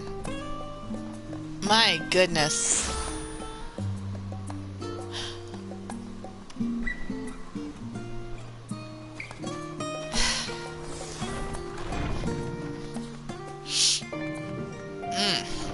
I feel like every hour I've poured into this game over the last year, more year and a half, however long I've been playing this thing, every minute has been worth it. Even all the stumbling and frustrations when I didn't know what I was doing, to this point now where I mostly do know what I'm doing. And all the stories I've made up, the characterization that I've given to Shalyn has just made it so much richer for me. So I've been expecting you. I heard about your foray into the ethereal sea. The students have ventured far and wide, but never quite so deep as that. Are you experiencing any after effects of your prolonged exposure? Nausea, dizziness, hauntings? Well, have a pleasant sleep, and if you do experience any unusual phenomena, please let me know. I shall add it to our records.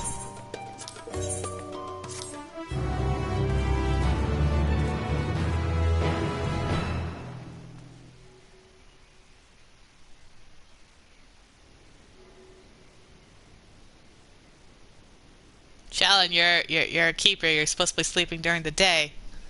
LOL.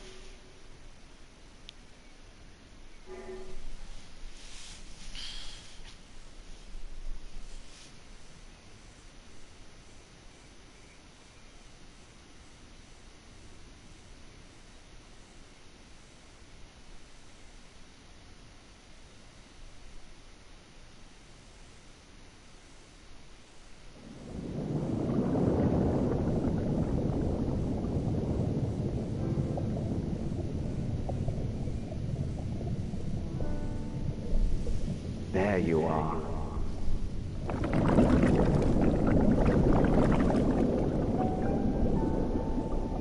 Some time, indeed, yes.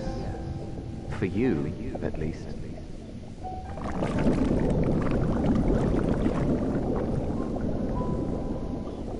Believe me, I'd meant to get some proper sleep.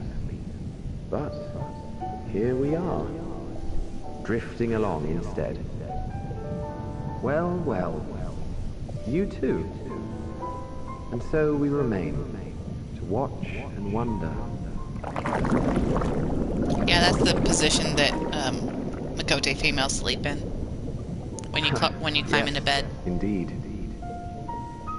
To begin, we first must see the end.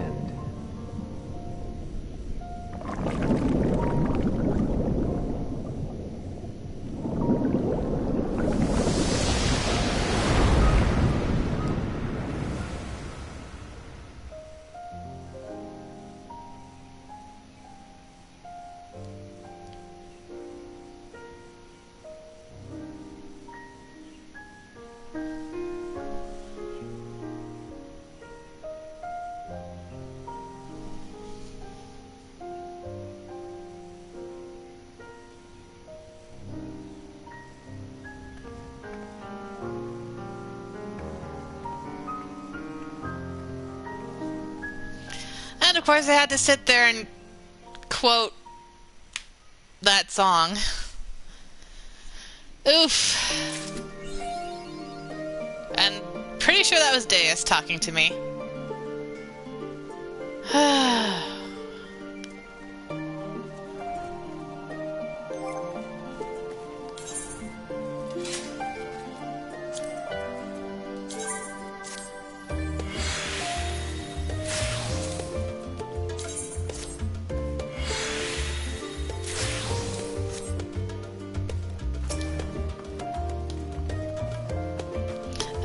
Helping hands have delivered the adamantite are still here in Charlian, and I for one couldn't be happier. Between the ether burner being refurnished, supplies being supplies to be transported and meals to be prepared. We need all the assistance we can get. Even Lord Manolane has been doing his part, albeit at a snail's pace. Still, it's the thought that counts, but a bit more effort wouldn't go amiss.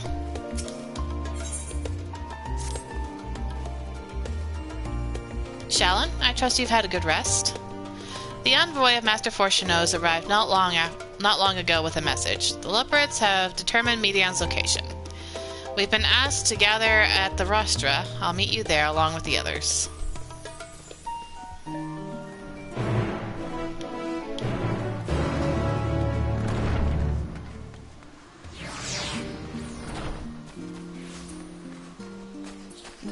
White noise, that's clever.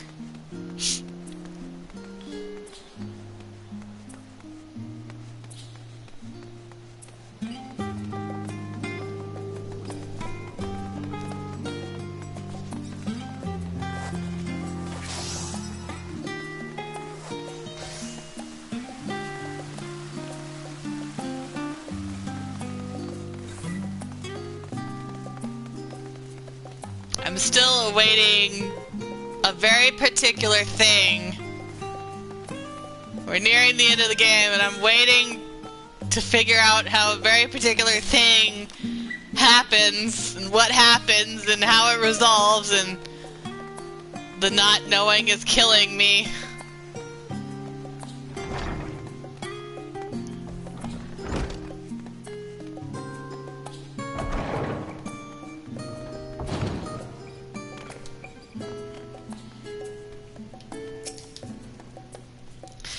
I fear our recent travails within Labyrinthos and the Ethereal Sea have taken their toll on my mind, for last night I received a visitor in my dreams, Moonbrita.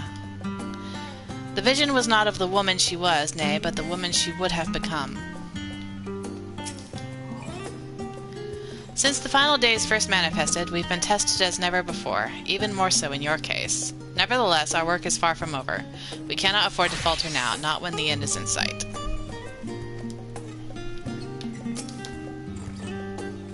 How did you sleep? Okay.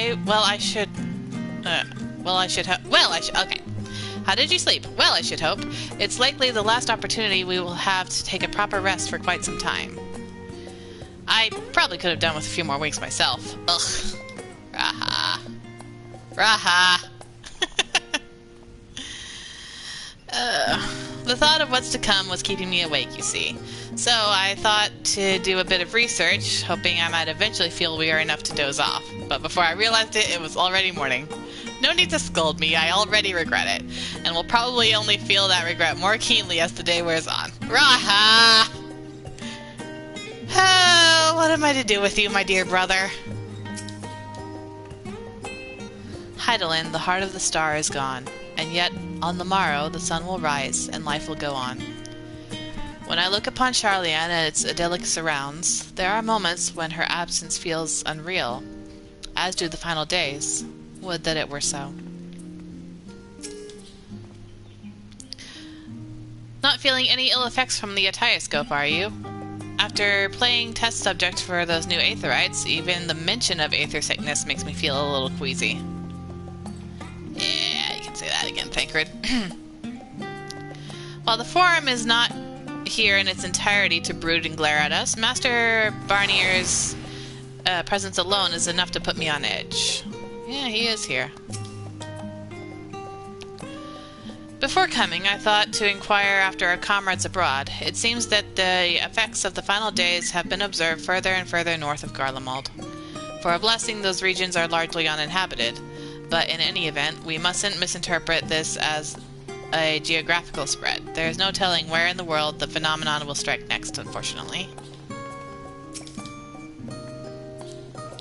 Gods, I can hardly believe the Loporits managed to find Medion out there, hidden among the stars. The sheer distances involved are mind-boggling. If you would know the reason for this assembly, you had better ask Master Levier. What took you so long? We have so much to discuss and scant time to do it.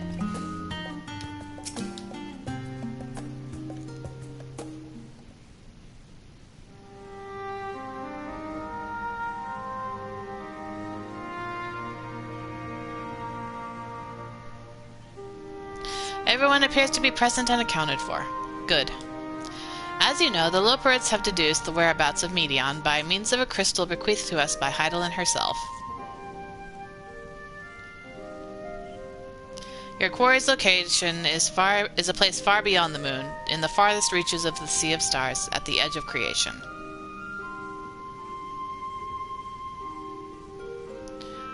A veritable Ultima Thule.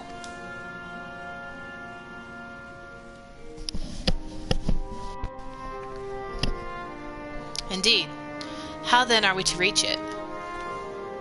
An excellent question. Lucky for you, I have an equally excellent answer. In theory, when it's at advanced propulsion systems, the moon is capable of delivering you unto Ultima Thule, but the myriad other facilities housed within would greatly impede travel through the Sea of Stars. Even the Mother Crystal may not possess enough ether to bear so massive a vessel to our destination and back. However, if we integrate our Hyper Hopper into your Aether Burner, we should be able to fire things up and jump our way to the end of the universe in no time. Father, does this mean...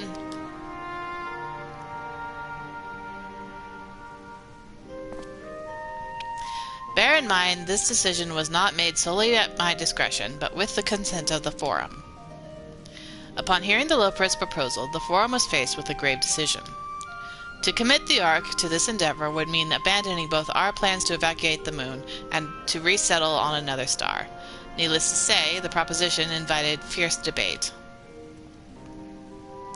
In the end, however, the Forum was swayed by the simple fact that Hydaelyn believed you possessed the strength needed to overcome this crisis.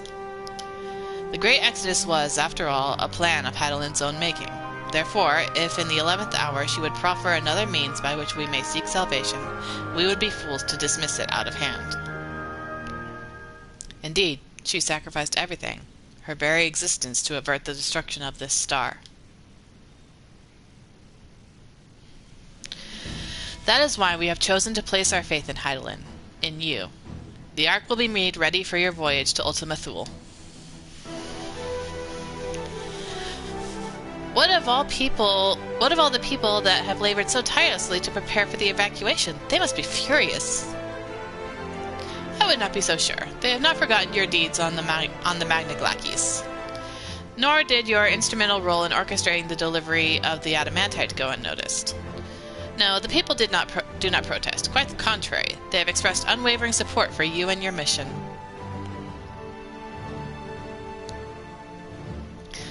Are the Loperids, too, willing to abandon the Exodus?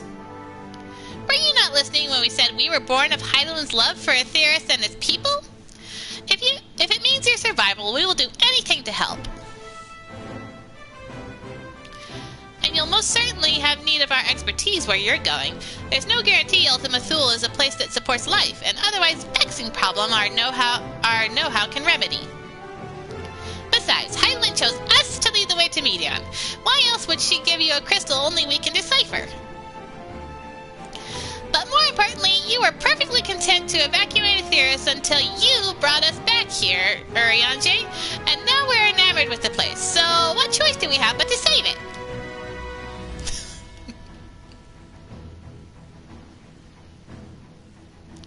Of course, none of this is possible without you and the Scions, so I must ask, are you certain you wish to do this?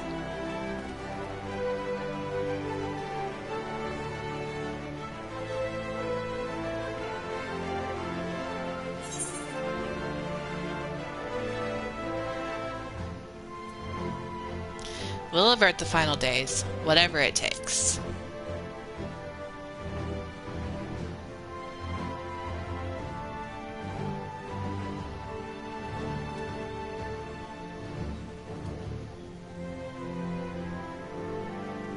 Very well. We shall inform the Forum of your decision. Begin preparations to bolster the Ark with the... Hyper Hopper. The Loperids will coordinate with the Ilsabard contingent to have the necessary components transported via the Tower of Babel. Of course, it will take time until the work is complete.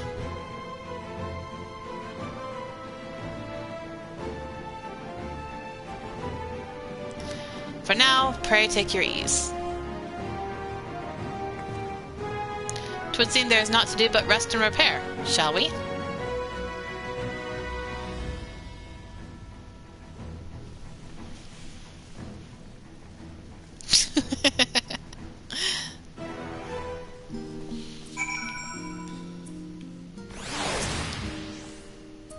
No need to worry about lending a hand with the hyper hopper. We already have more than enough help, so go and relax while you still can. There is much to be done before the Ark can be made ready for your voyage. Would that I could be afforded time to speak with Alphino and Alice. Alas. I can but pray they find a moment of quiet calm before the journey to come. As you can imagine, not all 4 members were willing to endorse this plan. Through no fault of yours, of course. Given what is at stake, it is only natural that opinions are divided. That said, the final decision was reached with an overwhelming majority, much to my surprise.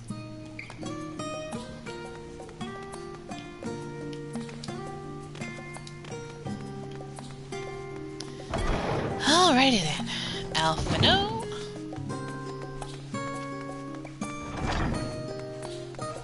Everyone's here. Okay. And here's that view that Raha loved so much.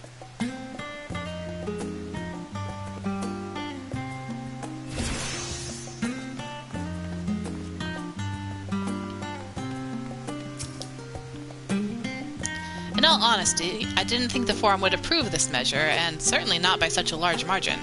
I dare say, though, that Master Fortuno's impassioned recounting of your audience with Hydaelyn helped sway the vote.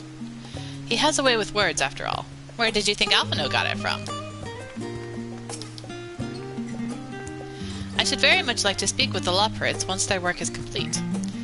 'Tis plain Hydaelyn entrusted them with a great deal of knowledge, and I suspect there is more they could teach us. The Forum hath placed the fate of mankind in our hands. We must not betray their faith. A rare opportunity to rest. I say we make the most of it. They bid us rest, but I'd much rather find something productive to do. I suppose now is as good a time as any to hone my lance. Not that I've ever found it to be dull. Still, it eases my mind on the eve of the battle. Perhaps now I can finish that book I was reading. What? Oh, pay me no mind. I'm sure you have better things to do with the time afforded us.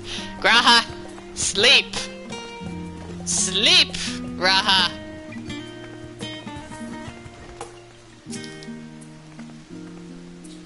I wasn't expecting to have time on our hands. What should we do?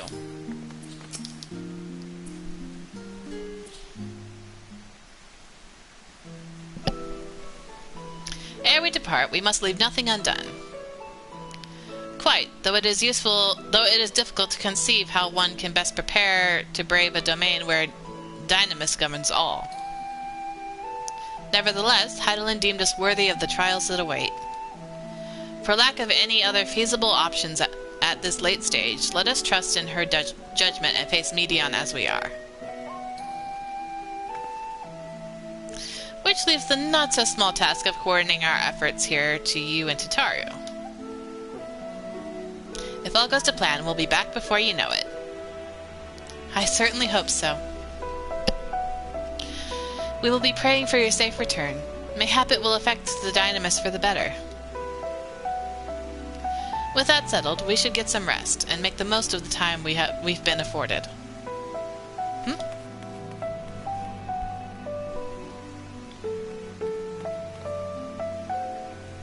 The meeting's over, is it?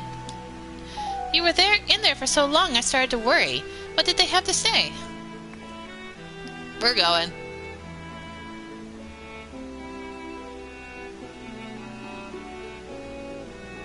The edge of creation. I see.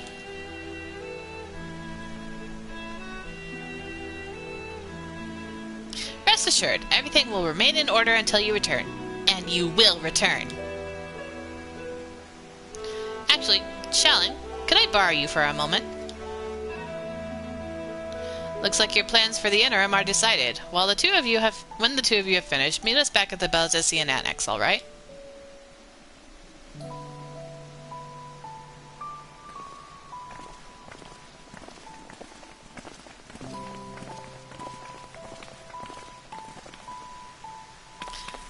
to the Agora. I have something to show you.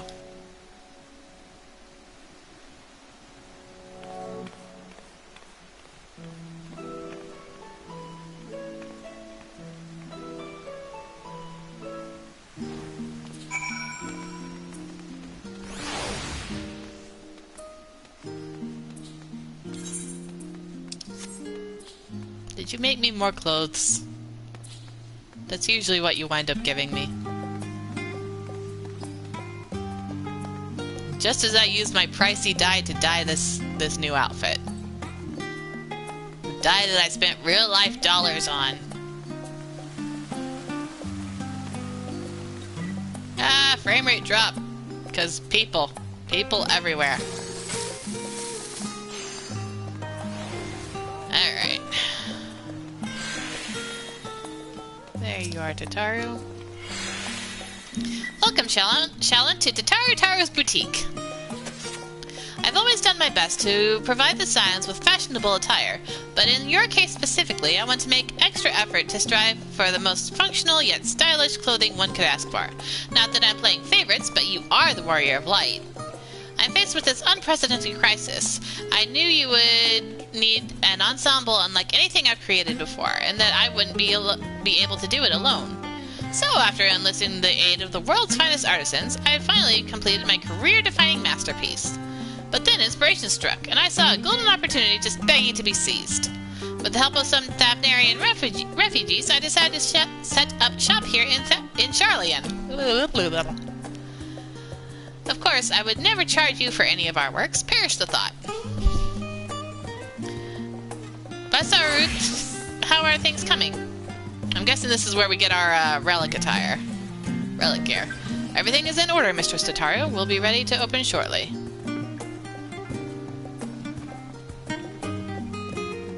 Which is why I brought you here. This is to be our very first patron. Would you mind waiting here a moment longer?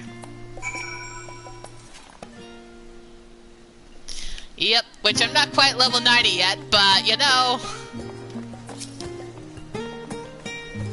The following events cannot be skipped. Hooray! No, Roxas. You are not allowed to chew on this.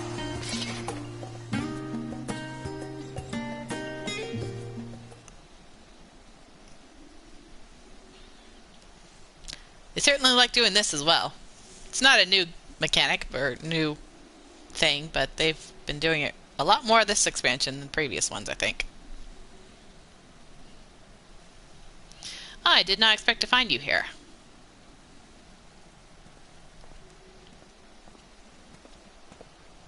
Oh.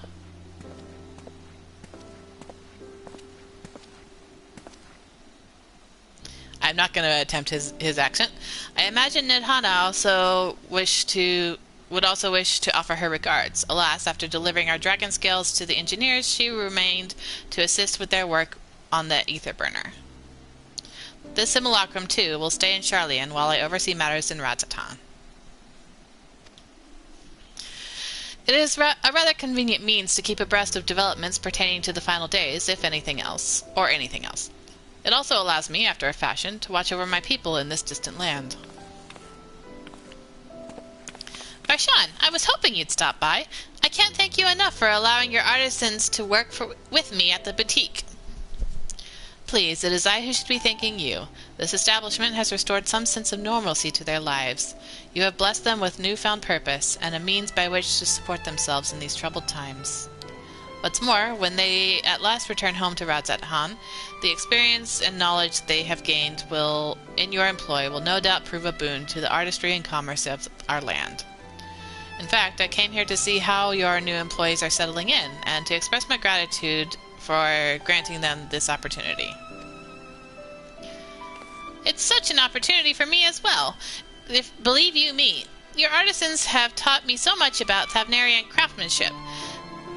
Their resourcefulness and ingenuity is nothing short of inspiring. I can't wait to see what kind of wonders we come up with. I pray you every success in your endeavors, Mr. Tataru. Before coming here, I heard word of the forum's decision, of what will soon be attempted. It was only then that I finally understood why my father called this star the last bastion of hope. Indeed, it was the last bastion, for the flame of every other star he encountered had likely been extinguished. In the boundless dark, the light of brimming life must have been blinding in its splendor. You journey unto the heavens to protect that light. May the scales of my kin serve you well. I have faith you will prevail, and restore peace and tranquility to the star.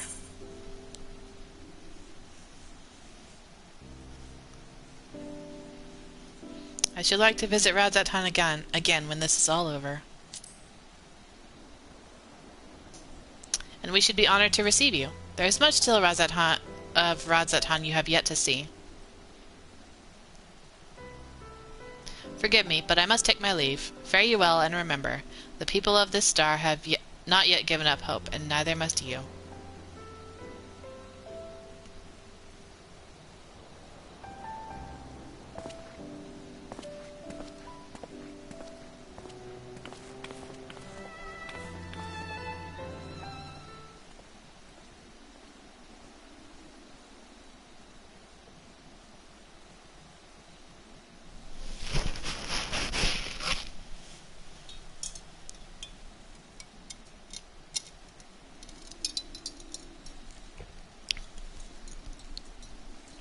Ugh, where must I go to get a meal with some flavor in this wasteland of taste?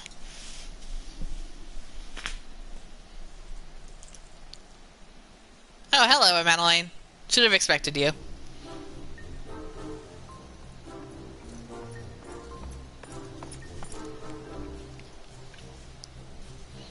Shallow, old girl.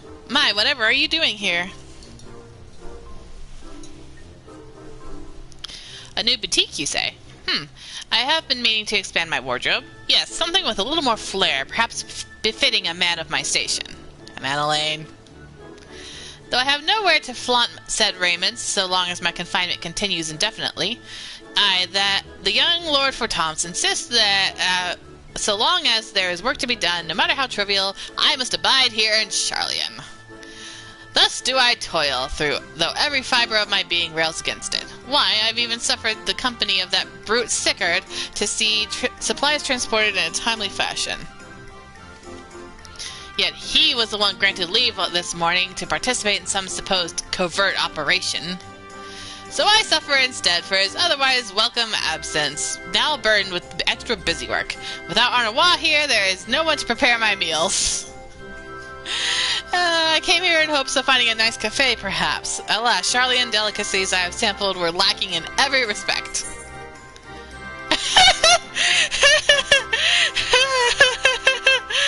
Oh, I could be so mean. So mean. Oh my gosh. No, as insufferable as he can be.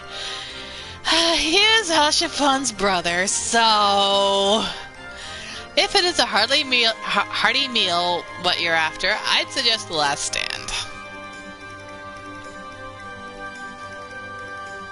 The cafe over on the pier. Their cuisine didn't appear all that appetizing, but if you can vouch for their cooking, then perhaps I will give it a try. Thank you for the suggestion, and ta-ta for now, old girl. Why do you still call me old girl? You are older than I am.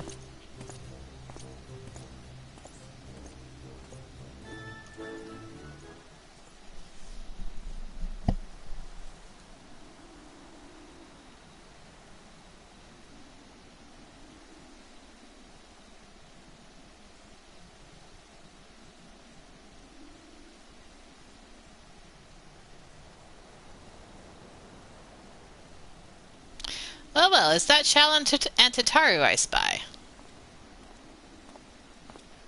Ah, it's Hancock. Why is it Hancock?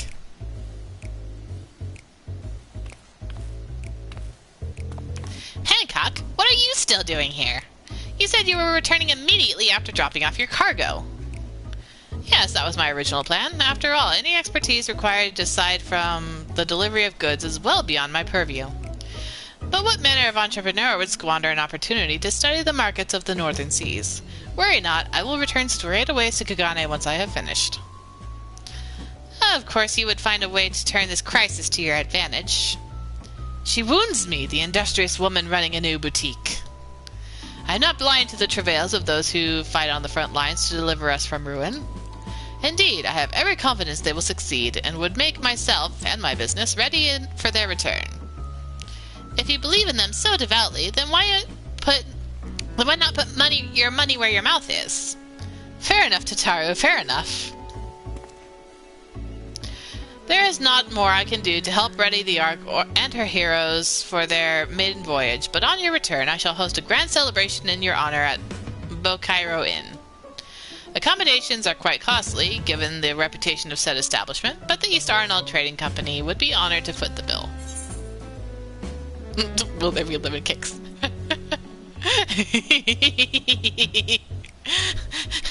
If this was Shallon, she'd be asking, will there be sushi? This is like, replace lemon cakes with sushi.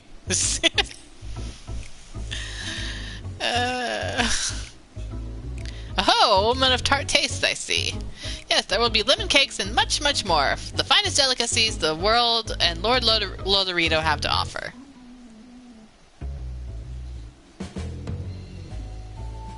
But let us speak more of this upon your return, lest I draw even more of Tataru's ire.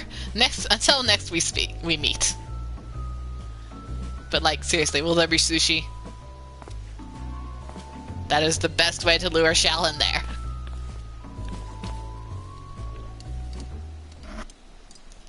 She will eat all the sushi and then run away.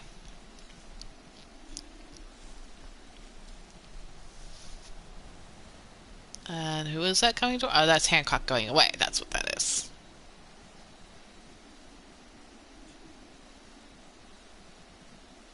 We're being visited by all sorts of people, aren't we?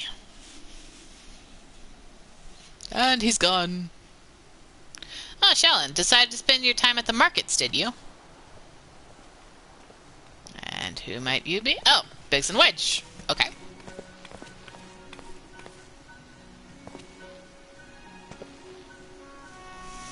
Tataru! Biggs, Wedge, I take it your work on the Ark proceeds apace? Aye, it does, indeed. Collaborating with the greatest minds of Sharlayan and Razadhan has been a rewarding experience, and that's to say nothing of what we've learned from the Loperids. The Ark is unlike anything we've ever had the pleasure to work on. Even Nero was rendered speechless on more than one occasion. That's surprising. Can't wait for you to see it. And you'll never guess who paid us a visit before we came to Sharlayan. Alpha! I think he sensed the coming danger and returned to check on us. He's always one to turn up in a time of need, and I suppose that's why he decided to join us here in Sharlayan. Good thing, too. I don't know how he does it, but he has a knack for brightening your day just by being there. Still hard to believe we have the means to send you off on into the great expanse, though, to the farthest known reaches of, well, everything. I never thought I'd live to see such marvels, yet here I am. More often than not, you and the Scions are the catalyst that spark the need for these great innovations. To think of how much I'd have missed out on had I not been a member of the Ironworks. An awful lot of work, to be fair, and the privilege of being worked like a chart chocobo. Tart chocobo. And just think, Biggs, you didn't trust me when first we met. Haha, there is that too. You thought I was a Garlean spy. Busy as we've been, I wish there was more we could do for you, Shallon. But no matter what happens, we have to keep believing, for a brighter future. That we do, my friend. That we do.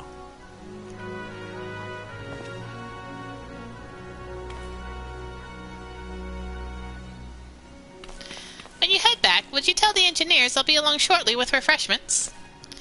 That's very kind of you, Tataru. They'll be glad to hear it. And on that note, Wedge and I should get going. Still have a few more supplies to gather before we return.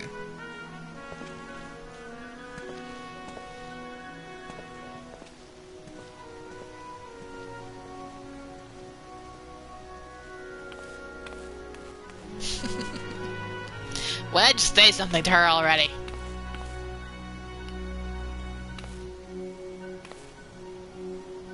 Terribly sorry for the wait. Right this way, if you please.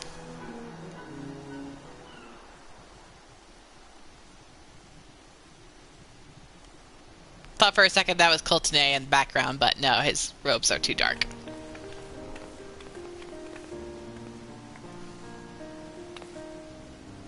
Right. I don't believe the two of you have been formally introduced. This is Varsarud from Palakistan.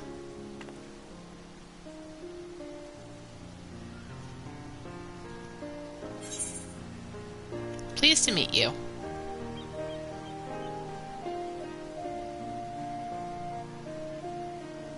The pleasure is mine. Thanks to Mistress Tataru, I and many of my friends have found gainful employment in this foreign land. It is only natural to feel fear in the face of calamity. In such times, we must look to one another for strength and succor. I know not whether we will come to call this place home or return to Thavner, but we are here today and are glad to have contributed to the cause.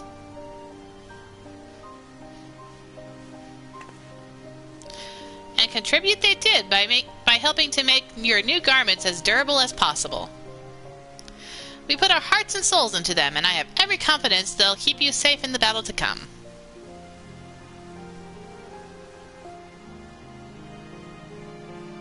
Gods, to think how far we've come since our humble beginnings at the Waking Sands.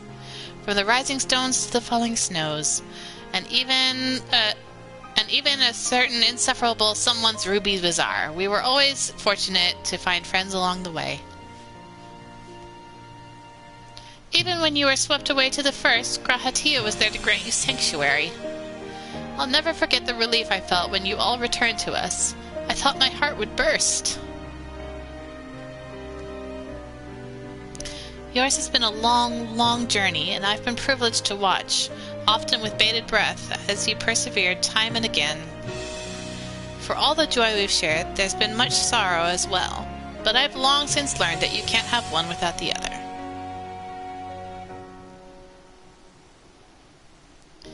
Which is why I promised to send you off to the Sea of Stars with a smile.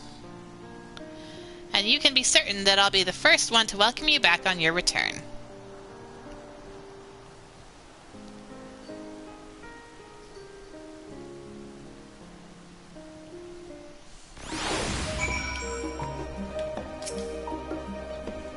Don't forget to pick up your clothes from Varsarud before you leave. Were expertly tailored just for you. But I can't wear them yet. In addition to your new ensemble, we have raiments and weaponry for every need, so feel free to browse our stock.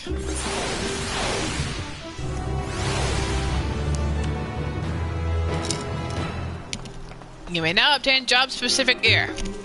Weapons and gear obtained can be equipped at level 89. However, all item stats will be subjected to item level sync. Oh, fascinating. Upon reaching level 90 with the corresponding job, these items will no longer be synced. Furthermore, the gear can be dyed upon completion of the role quests with said job.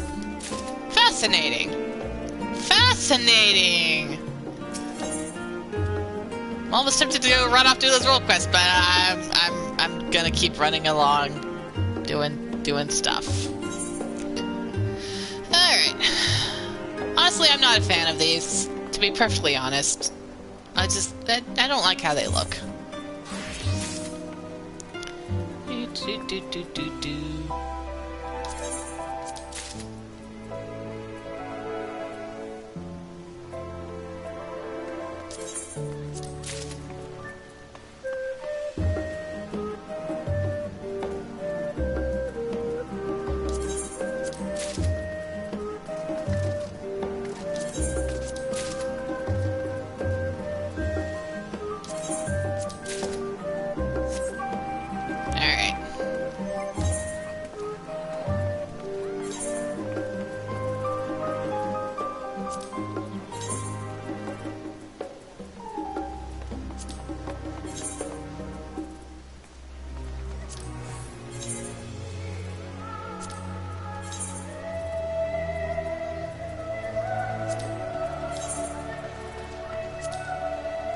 Red's not terrible on her, although I probably will dye it a different color when I finish the role quests. But the red doesn't look bad.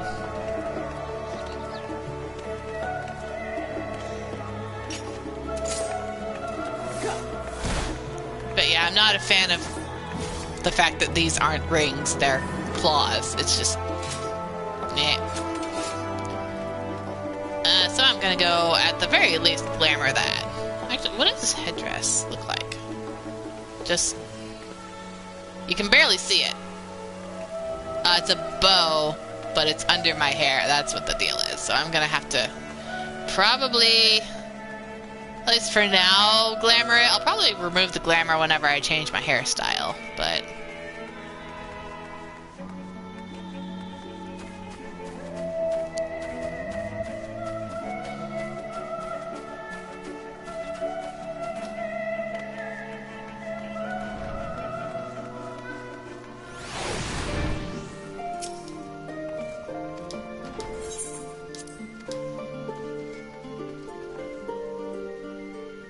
But yeah, when I do role quests, after I do role quests, I'm definitely dyeing this a different color. I'm not sure what yet.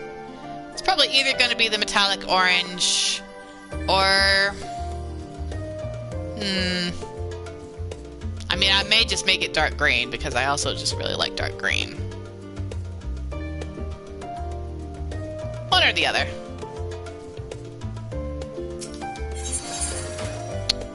Alright.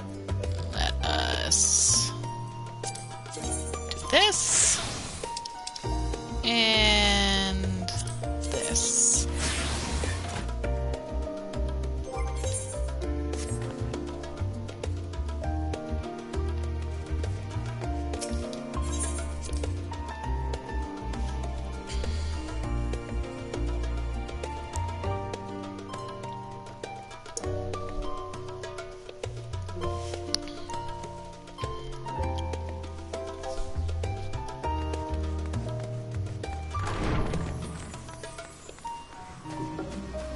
I'm glad you don't have to do a ridiculous extreme trial in order to be able to dye your gear. Shadowbringers, jab, jab.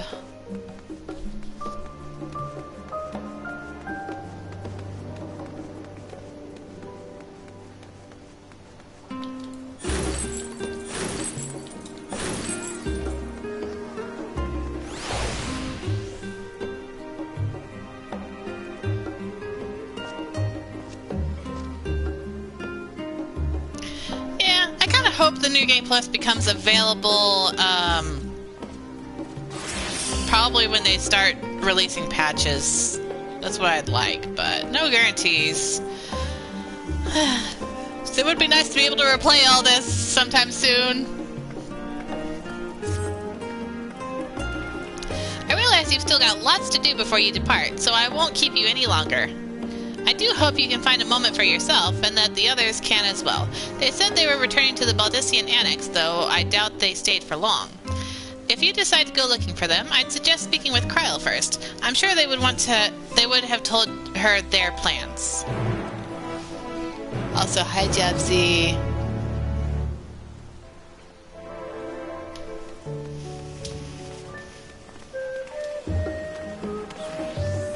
Is this shiny? Is that where Kryl's supposed to be? What the? What the? Huh?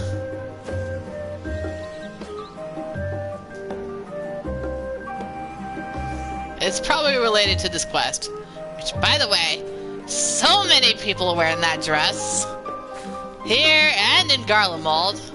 And it's supposed to be a Thavnarian dress. It's like, really? You know, when I first saw this set in the, what was it called? The thing that lets you see how well your computer would run the game. Where it escapes me. But when I first saw this set, benchmark, that's the word. I wasn't a fan, but now that I actually see it on Shell, and I actually do like it.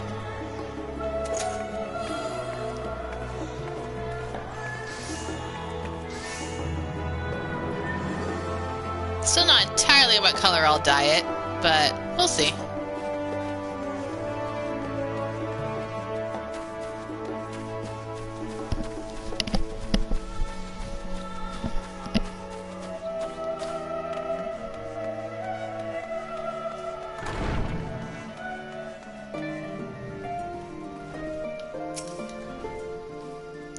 You're back. I take it you received your gift from Tataru. Yeah, I'm wearing it.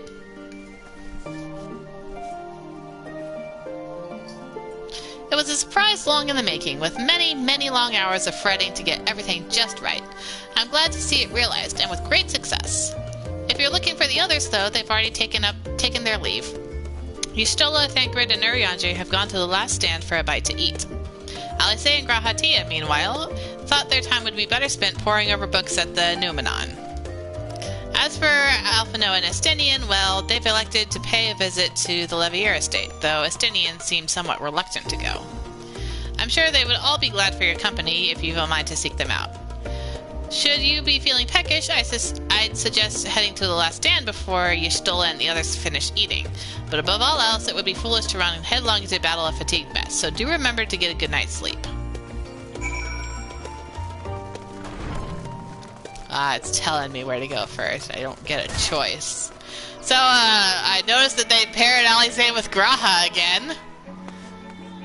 Maybe it's just a similarity in personality, but man, they like pairing those two together.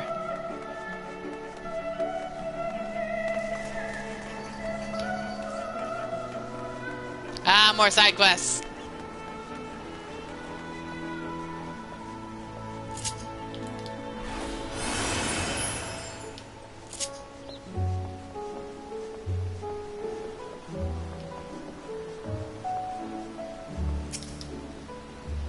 Try as she might, Tataru has no chance of standing between you and a hearty meal. Don't worry, we saved some for you. Hast thou perchance an opportunity to partake of the rainbow pudding? Don't let Puddingway hear about that. Owing to its striking flavor and somewhat garish appearance, 'tis quite popular. Indeed, so popular that the last stand stock hath been entirely exhausted. I should hope at the very least Puddingway did sup upon his most delectable of desserts. Glad you thought of him too.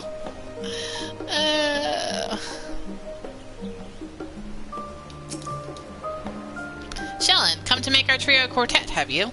Yes, I'll spend time with the adults for now. Please have a seat and we'll see about getting you a drink.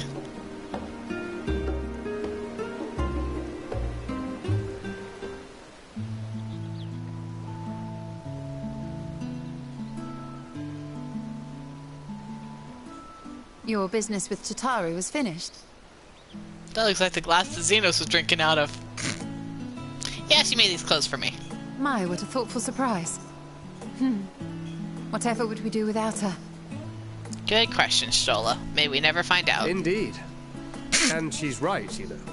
It hasn't been all doom and gloom. Thancred's eating a burger. Stola's eating pizza. Feels like a lifetime ago that Master Louis Soir gathered us together to form the Circle of Knowing.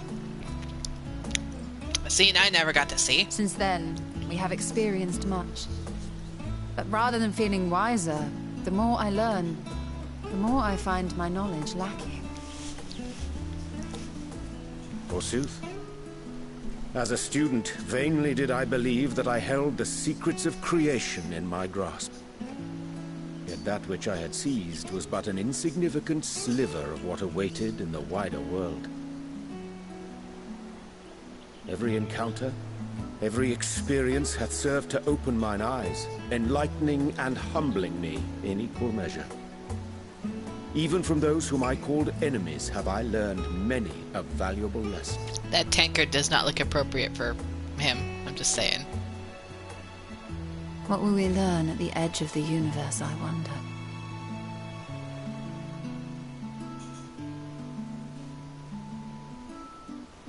Ultima Thule, where the bringer of the end makes her nest. I, for one, can't possibly imagine. That sandwich looks good. Of course, I'm just generally hungry right now, but whatever awaits us there, we will survive. We must. For her.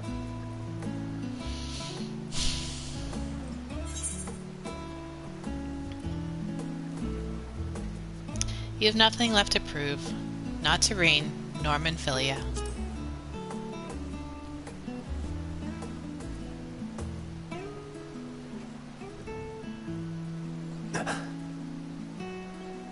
Is aught the matter? Ariana just got strawberry shortcake. I love it. No, it's nothing.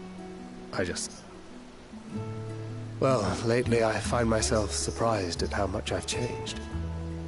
How much we've all changed.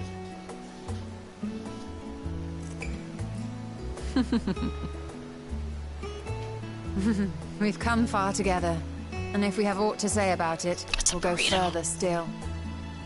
Aye, we will avert this calamity and return home. In preparation for which, we must give thought to what we hope to achieve after the proverbial dust has settled. What with the primals and Ascians all but dealt with, I suppose we'll need to look for new hobbies. In all seriousness, though, in uniting to overcome a common foe, the disparate peoples of the world have found a way forward together. It's a truly gratifying sight to see. Indeed. Though it was many years in the making, we have successfully set in motion the gears of fundamental change. With this, we have fulfilled our humble role as a symbol of hope. And I dare say it is time to bow out. After all, there is no shortage of hands to bear the torch in our stead.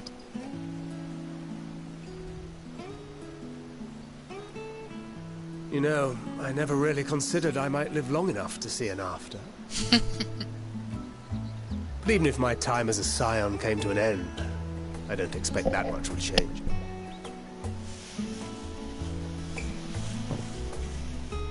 Traveling the world, going wherever the wind blows, lending a hand to those in need. A journey for journey's sake. It doth suit thee well. I must confess, I too have yearned to see more of the world. If thou art amenable to the suggestion, I would accompany thee. Mine ability to affect an air of normalcy through artful disguise is much improved, thou must concede. Aye, well, improvement is relative. You still look suspicious no matter what you wear.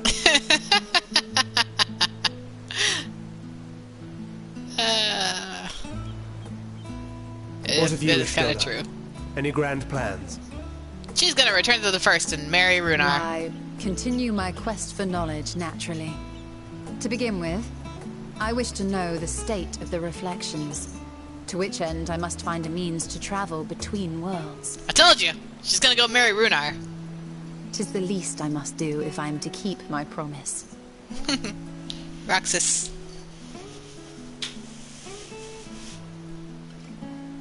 Should my pursuits prove unduly arduous, I won't hesitate to call on you.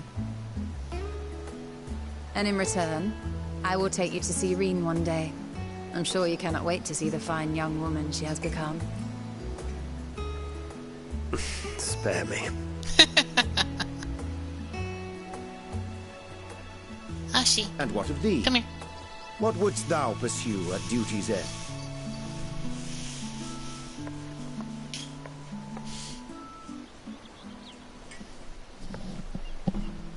Here's yours. My apologies for the wait. Well, shall we make a toast? I didn't even answer the question. Why do the men get tankards and we get glasses? To our comrades. To the future of the star.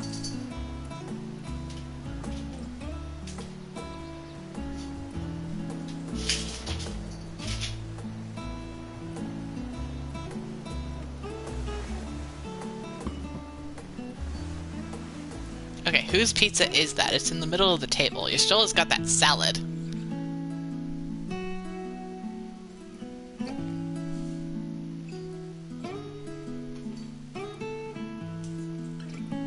That was a good angle of my fangs.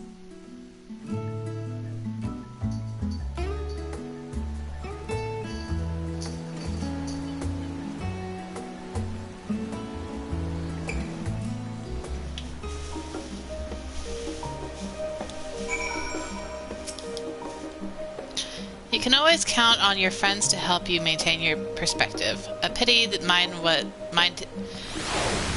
take a perverse pleasure in it. I'd like to think I give as good as I get, though I'd fare better with the occasional assist from our consummate nodder. But it's all in good fun. I wouldn't have it any other way. Yes, I know, I nod a lot. I say, Shallan, whence came this simulacrum that standeth beside thee?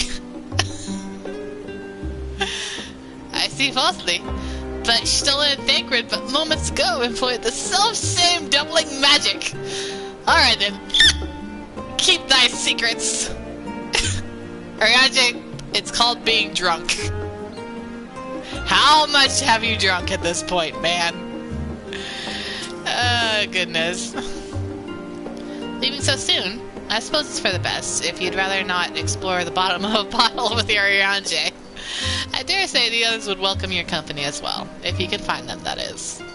In any case, as long as you make the most of your time, then that is all that matters.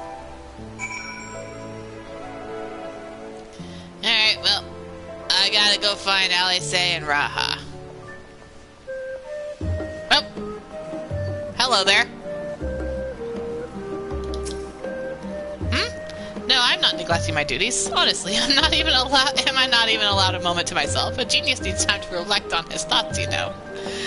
The Ark truly is a marvel, and I count myself fortunate to have had the opportunity to help build it.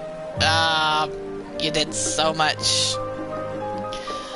A pity I did not come here sooner. Oh, the things I could have done with the fruits of their research. Not that it's any of your business, mind you, though I suppose I could have found a way to apply the knowledge to further improvements of the Ark as well.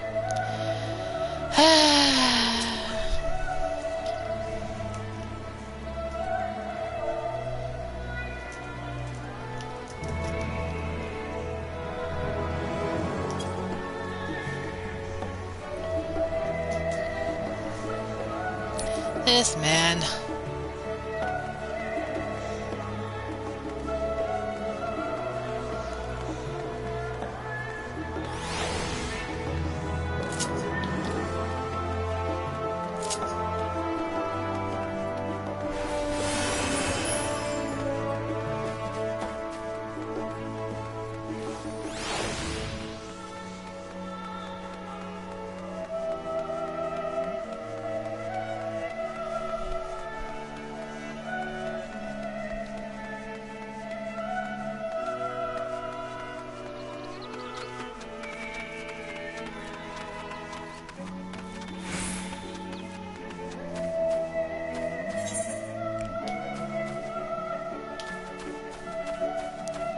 Up and around.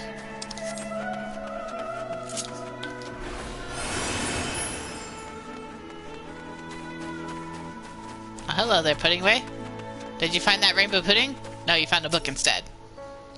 Ah, Shallan, I have come to this studium in order to study the ways of pudding.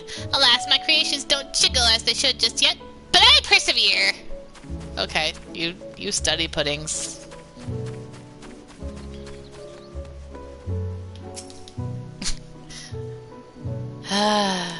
Sleep. Sleep, brother, sleep.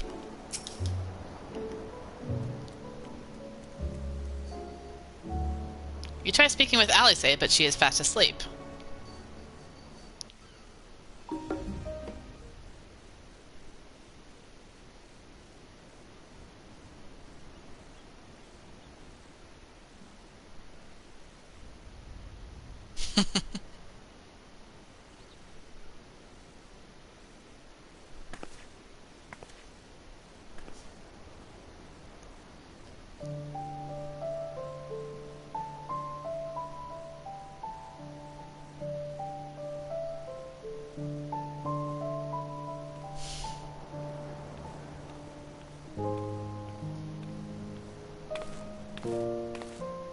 Oh.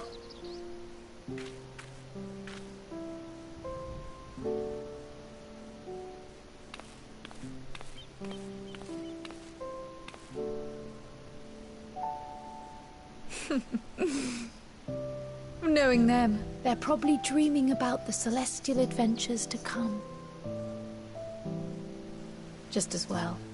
They've been running themselves ragged of late. Unlike you and the others, I'm a few steps removed from the danger and excitement. The things you all get up to never fail to impress me. But by the same token, I can't help but worry. Not only for your safety, but for your happiness. After everything you've sacrificed, you earned it 1,000 times over. Well, about that, Kryle. What makes me happy would make the rest of the world miserable, I'm sure. From the simple pleasures of tucking into a hearty meal or collapsing into a comfortable bed, to the grand triumphs of visiting legendary lands or finding true love. You deserve all the joy in the world. There is so much that life has to offer. So much to be treasured and shared with those we hold dear. So promise me this. Come what may, you won't give up on your own happiness.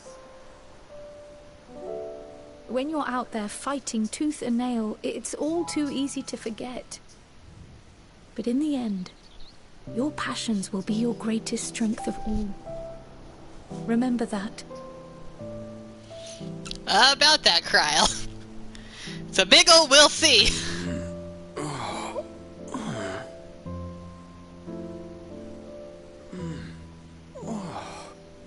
This feels familiar.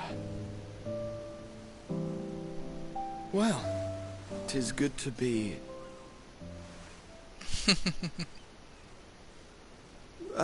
wait. What am I... Gods, don't tell me I fell asleep. You did, honey, you did. Not that there's any shame in it, but you were sleeping like babies. Oh, how embarrassing.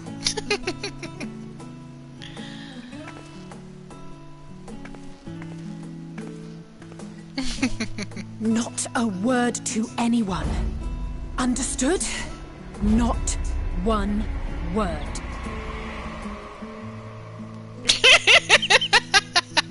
I'm told that sleeping in proper beds of your own choosing is a much more effective way to prepare for battle. Oh. So, what were the two of you doing here? I had a few books to return to the library. Thought I'd take care of it while I could. I just wanted to spend time with my brother. And you?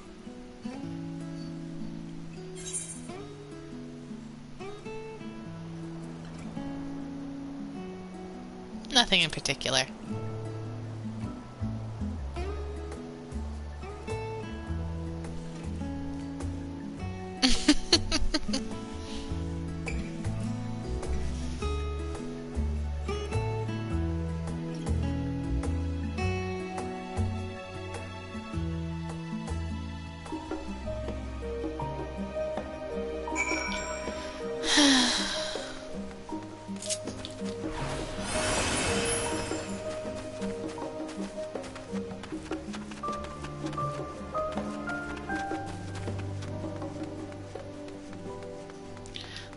Let's just use this aetherite. They're at the Levier Mansion, if I recall.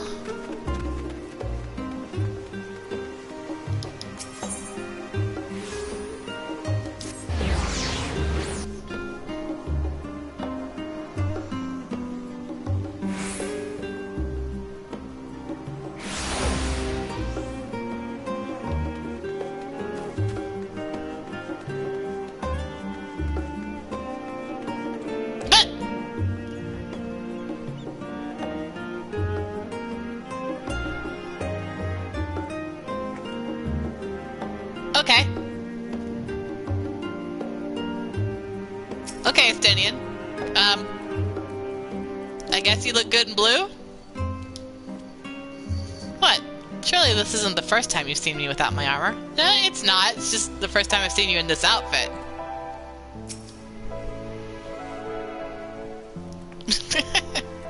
Yes, he does look good. It's just, you know, unexpected.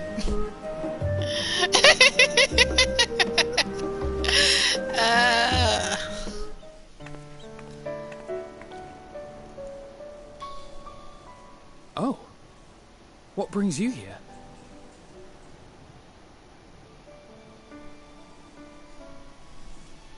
Ah, so you were worried that the Levier household might again be gripped by turmoil.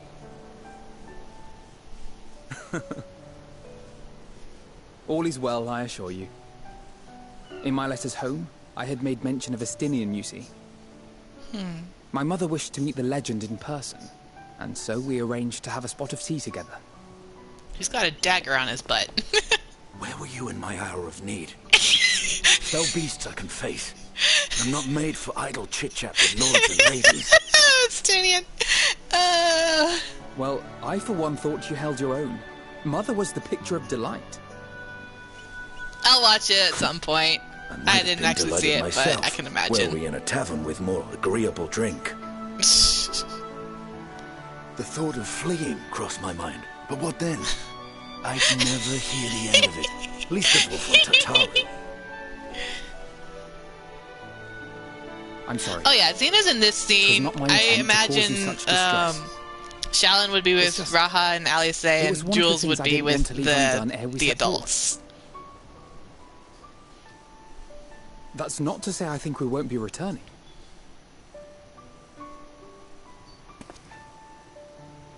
Yet, given what lies ahead, I did not wish to leave for later that which I could do today. After all, tomorrow is never promised. It's fine. Not like I had better things to do. Besides, seeing you with your mother brought back fond memories of my own. Be we rich or poor, family is family.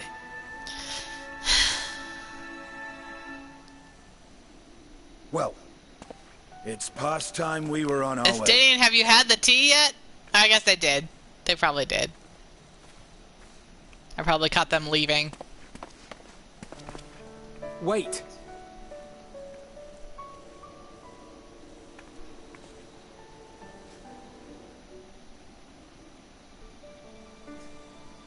Since I left home, I've made a great many mistakes. Mistakes for which I can never make amends. But through it all, you didn't give up on me. To have returned here with you at my side, it means more to me than you know.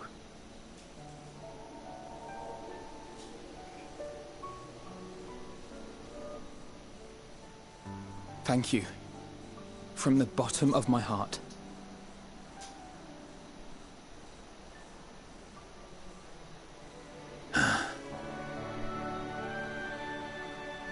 Forgive me, but it needed to be said. Alpha, now you need a hug. I'm the one who owes you thanks. Were it not for you, I would not be alive today, nor come to terms with Nidhogg's spirit. I am ever grateful.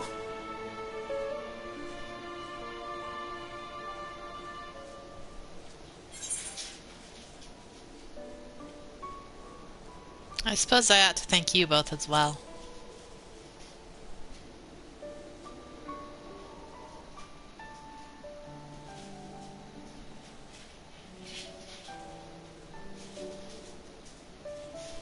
Well, we needn't make it a competition.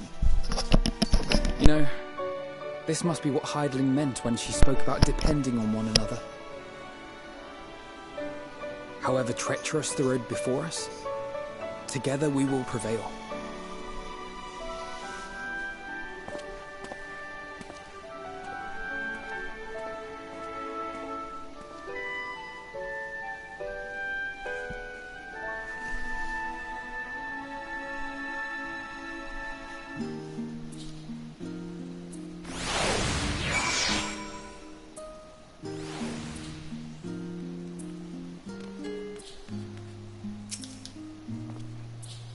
All that remains is to return to the Annex and get my armor one last polish. I expect Alphino has some maintenance to carry out on those floating things of his, too. Stinian. Never been much for technology, have you? A few of our comrades decided to remain a while in Charlian after making their deliveries. Did you happen to pass any on your way here? I mean, I saw Nero. Would that I had passed literally anyone else. I also saw Puddingway. See if I managed to see anyone else. I'm sad that we didn't see any of the astrologian people. We didn't see Laveva anywhere. I'm kind of sad we didn't get to see her. See if I happen to run into anyone else on my way back to the Annex.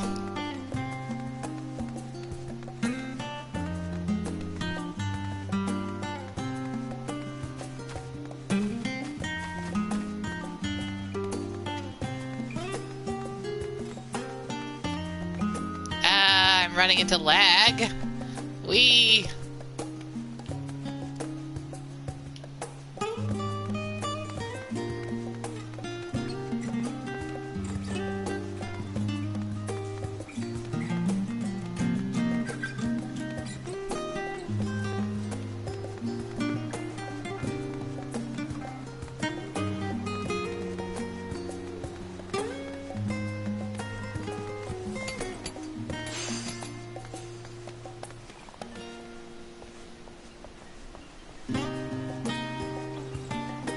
They're still hanging out here. I think Graha and Alice went to bed. We will remain here a while longer. At the very least until Arianji finds his legs again. I say, Sean, he says the same thing. Okay, he's still drunk. Alright, only Y'shtola had something different to say. Interesting.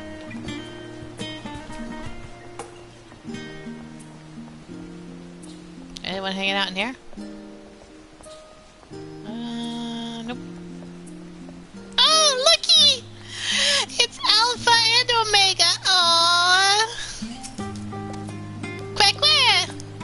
Alpha seems distracted by something off in the distant heavens. You cannot help but wonder he senses out in the sea of stars. Blip, bloop. The miniature model of Omega appears to be staring up into the sky, searching for something. It's too cloudy to see anything.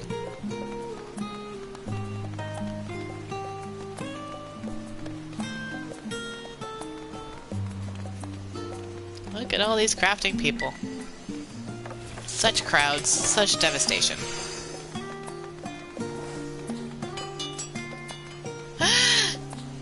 Hori and Coltonay. Oh, I'm glad I found y'all. Shellen, we heard you've been busy of late. I hope you managed to find a moment's respite before duty comes calling again. Coltonay and I were just discussing what more we can do to help.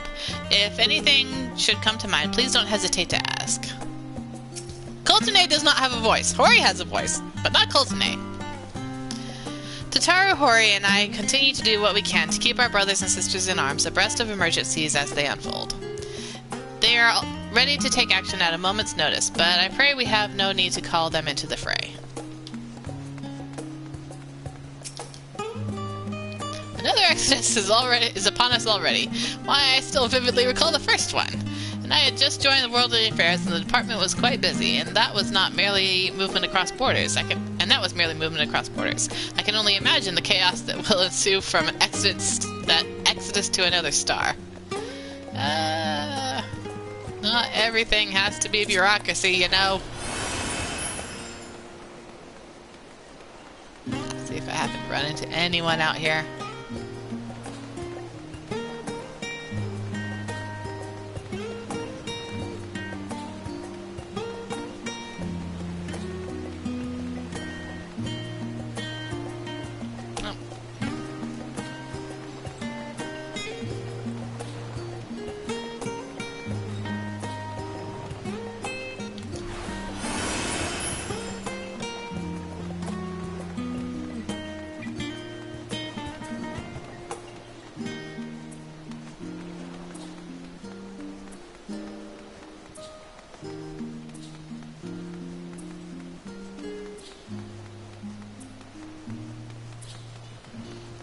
You know what? I'd like a chance to actually earn Archon marks ourselves. Just as an option, and you can, like, glamour them on and off or something if you want.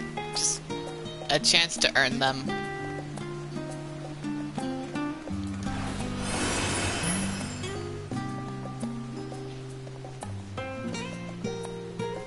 I wonder where Sid's hiding.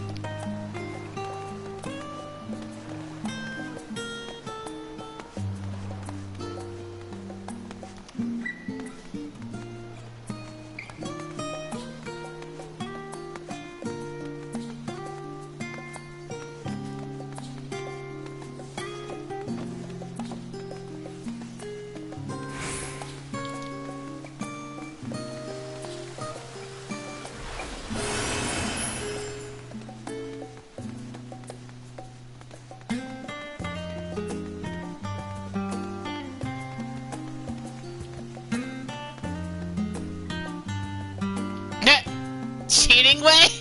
You can play triple triad with him? That's encouraging.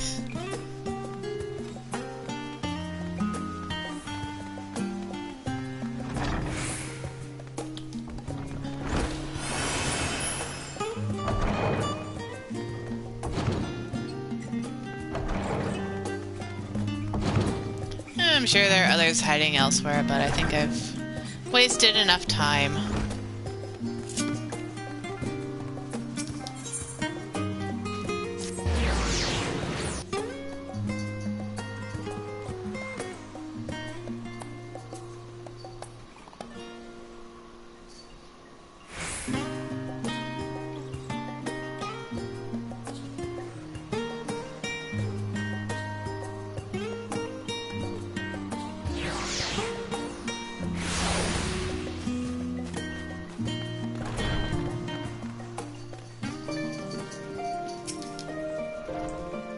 Welcome back, Shellon. Returned to catch a final few winks before embarking on your mission, I presume.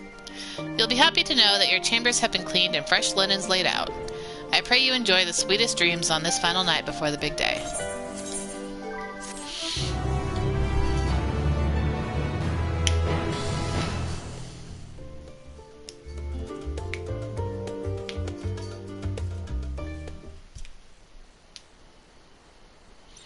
That night at the Royal Menagerie in Alamigo. Okay, that's a place.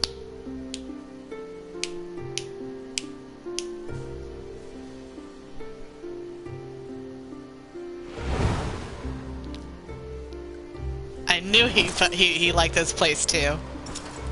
I knew it.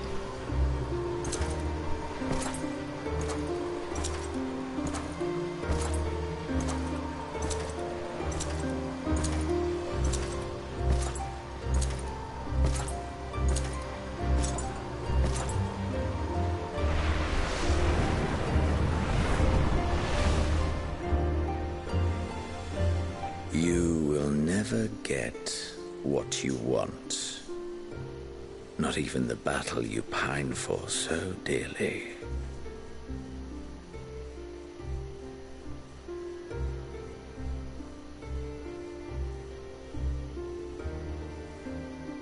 In that transcendent moment, what was it that I sought in you?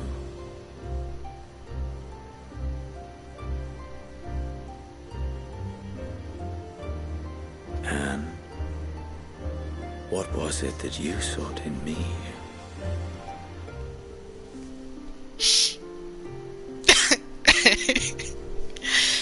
Holding in my squeeze. Holding them in.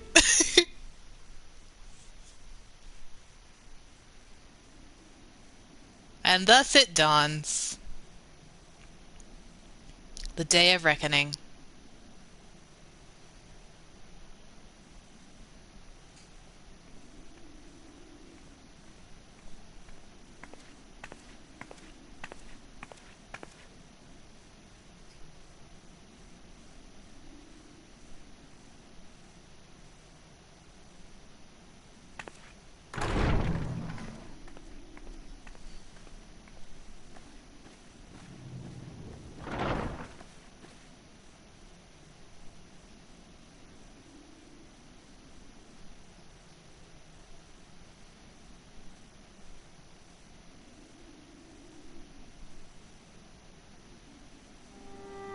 How often have we thus assembled? To combine our knowledge and seek solutions to the problems before us. Back at the Waking Sands, it was all we could do to address the most minor of troubles. Who could have realized what we'd find when we began to look to the sources of the realm's woes? At the Rising Stones, we made great strides and shared many moments, from the joyous to the sorrowful.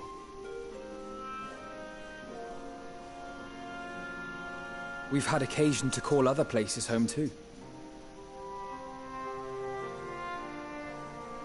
Be it Ishgard or Kugane, we were fortunate to find sanctuary wherein we might take stock and continue our fight.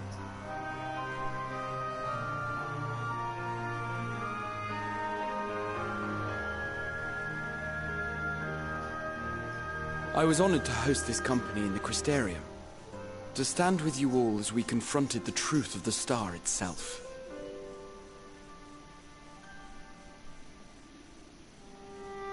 And now from this place, we go to fight the most important battle of all.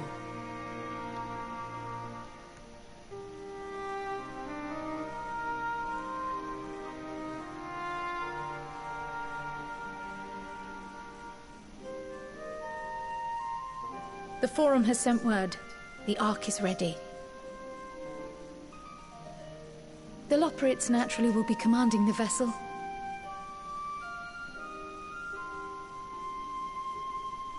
They will see the 8 of you to Ultima Thule.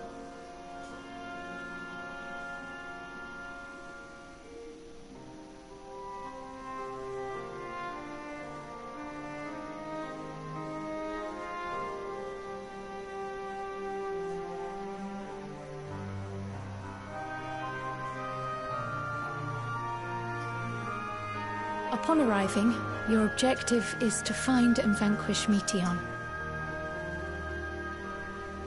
As a final formality, the Forum bade me ascertain your resolve. So, are you certain you wish to do this?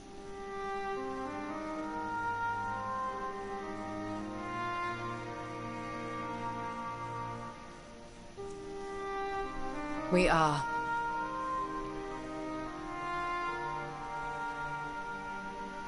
Then, ere you report to Thalmasane, I leave you with these words.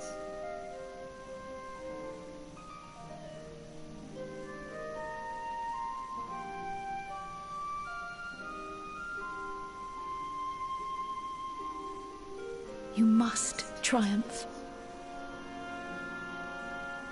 What that means will differ for each of you. To make it back home, or to simply avert doom, or perhaps something else altogether. Yet whatever it is that drives you, I have faith in its power to see you through. So please, triumph.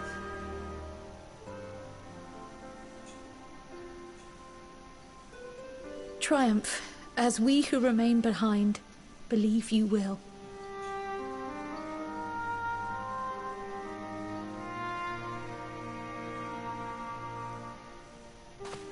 Let us be off then.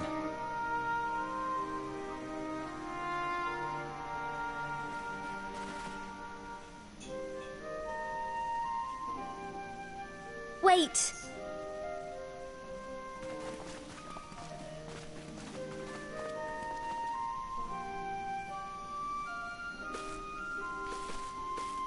Both Kryl and I will be there to see you off, but as your receptionist, I feel I need to say this here.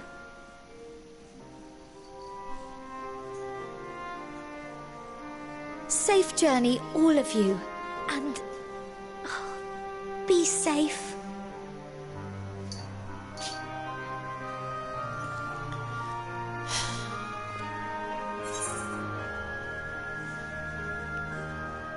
You too, Tataru.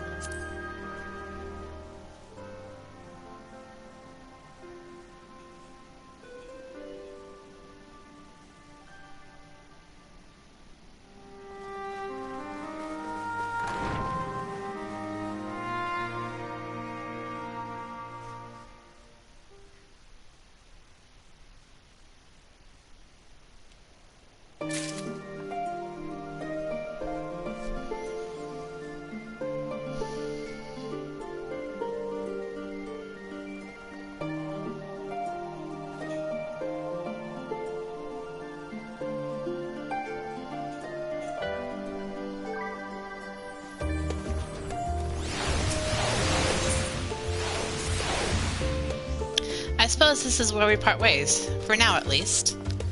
Would that I had sage words of wisdom to share ere you depart.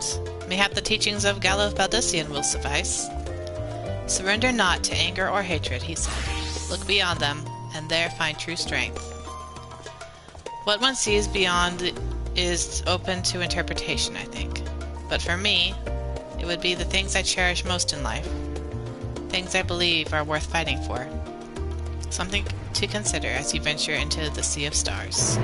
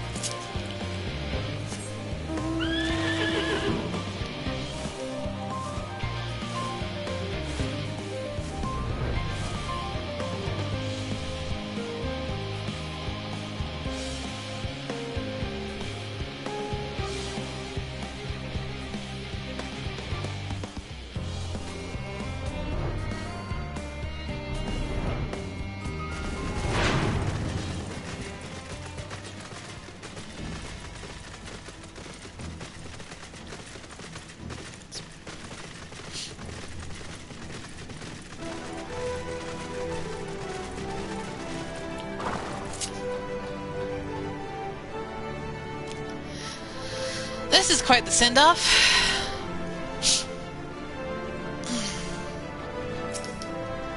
Blip bloop. The miniature model of Omega appears to be staring intently at the Ark. Quack! Quack! Quack! Alpha appears to be trying to cheer you on.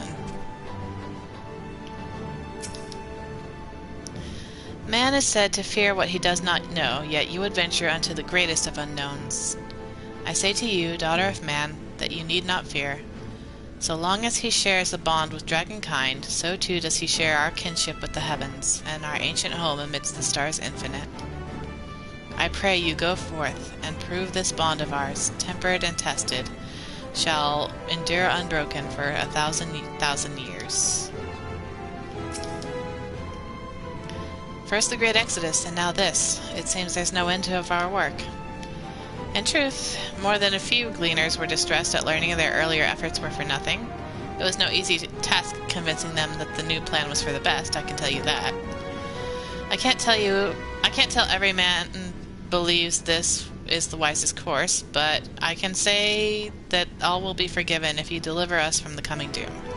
And if you don't, well, at least you won't get an earful. The earful I certainly will. It's troubling enough that the brute Sicard left without warning, leaving me to carry all those cumbersome containers, but that he fails to be present to send you off is absurd. What could possibly be more deserving of his attention at a time like this? It is no easy thing to say, leave the star to us, but we must and we will. As proud members of the Scions, we have a duty to uphold. And we needn't do so alone. In those dark days when we were driven from the Rising Stones and hunted as traitors are a thing of the past. We have allies in abundance now. Which is to say, you needn't worry about us. Go forth in the knowledge that the Scions will labor without rest in your absence. Though our fellow Scions couldn't be here, they wanted me to tell you that no matter what calamity may befall us, they will never give up, and neither should you. No matter how far you may go, we will be with you in spirit. No matter how dark it may seem, your light will shine and endure. Mr. Kryl tells me your investigation into my theories on Akasha and its relation to the final days has made clear the source of our woes. I am elated to know my work was of some benefit, but I could not have shared it had you not rescued me from the tower that day. And yet I owe you a great debt, one I may never fully repay, but I shall try nonetheless. Not only through my research, but through my desire to see you succeed, which I believe may influence the Akasha in our favor. small though the effect may be. Yes, so long as we have hope, there is a chance that we may influence the outcome of this calamity.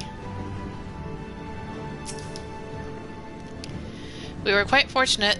The Laperet's hyperhopper was based on principles similar to those of aetherology. Integrating it with the Ark's existing systems might well have been impossible otherwise. We may have Charlene's wealth of knowledge at our disposal, but theirs is a technology far beyond anything we have ever studied. You are familiar with teleportation magics, yes? The momentary conversion of the body into ether, that it may travel via the life stream from one physical point to another. The hyperhopper enables transport through a similar method, but not one involving the life stream. Rather, it utilizes highly condensed ether to create the ethereal current of its own. The current is exponentially faster and more powerful than the naturally occurring ones to which we are accustomed. So much so, in fact, that ethereal conversion of the physical form is not a prerequisite for travel. If you are concerned about the side effects, such as aether sickness, you needn't be. You should emerge at your destination hale and whole, in theory. At the very least, I can assure you it is safer than the experimental aetherites you used to reach Razatan. Umbrita has been on my mind more often of late. How different her life might have been if not for our research into teleportation magics. Perhaps she would never have gained an interest in aetherological studies. But to abandon our work out of misplaced guilt for who she could have been would be a disservice to the memory of who she was. Nay, it is because of her that we found the resolve to carry on. And now we stand at the edge of a new frontier, with a ship ready to bear you unto the distant stars and beyond. This ark is as much her accomplishment as it is ours. I regret nothing.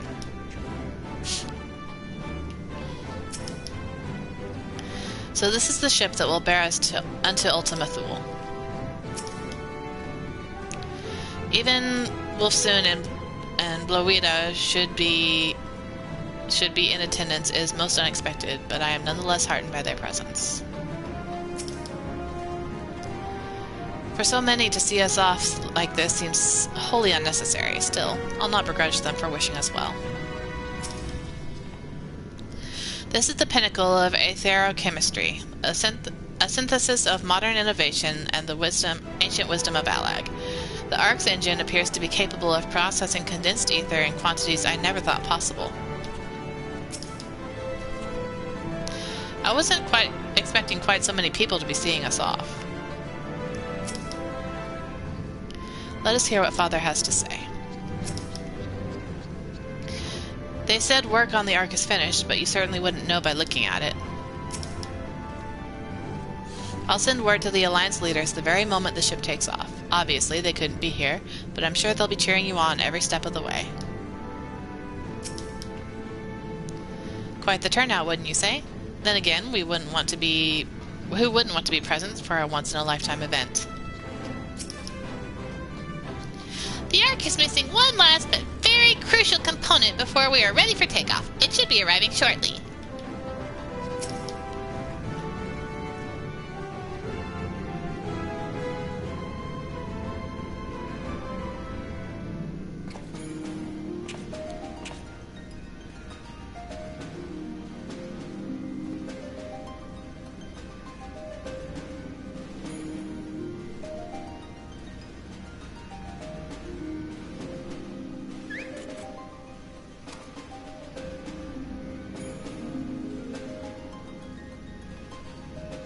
All present and accounted for? Good. As you will have heard, the Ark is ready. All that remains is to board and be on your way. I've seen my fair share of tight schedules, but this was bloody murder. But we did it. We finished the ship. It's safe, fit for purpose, and looks good to boot. Aye, it's a Garland through and through. I really don't know what we'd do without you. Thank you for everything. Ah, don't mention it. Ever since that episode with Omega, I've been toying with the idea of starfaring vessels. And as they say, necessity is the mother of invention. We've learned a lot, let me tell you. In case you're wondering about payment, the ongoing existence of the world ought to do. But feel free to throw in a colorful recounting of your journey on your return. I'm sure Jesse would approve of that decision. So, have you thought of a name? A name? Wasn't everyone just calling it Father's teeny tiny toy boat? Well, seeing as its purpose has changed, I thought a more eloquent name was in order. I suggested as much to Fortuno, who seemed quite amenable to the idea. Of course he was. As you know, this vessel is the culmination of heretofore unprecedented collaboration. And though said collaboration is owed to the Scions, there is another whose noble deeds made our work possible.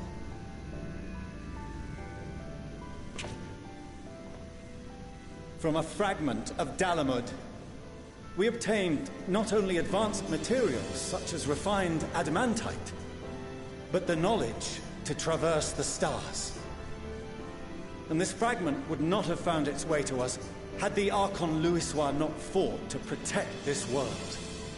And in so doing, laid down his life. About that. Now that the vessel stands complete, I cannot help but wonder if it was more than mere happenstance. If it was my father's intention to guide us here. In the hopes that his guidance will see you all safely home, I name the vessel after that self-same fragment of Dalamud he delivered unto us.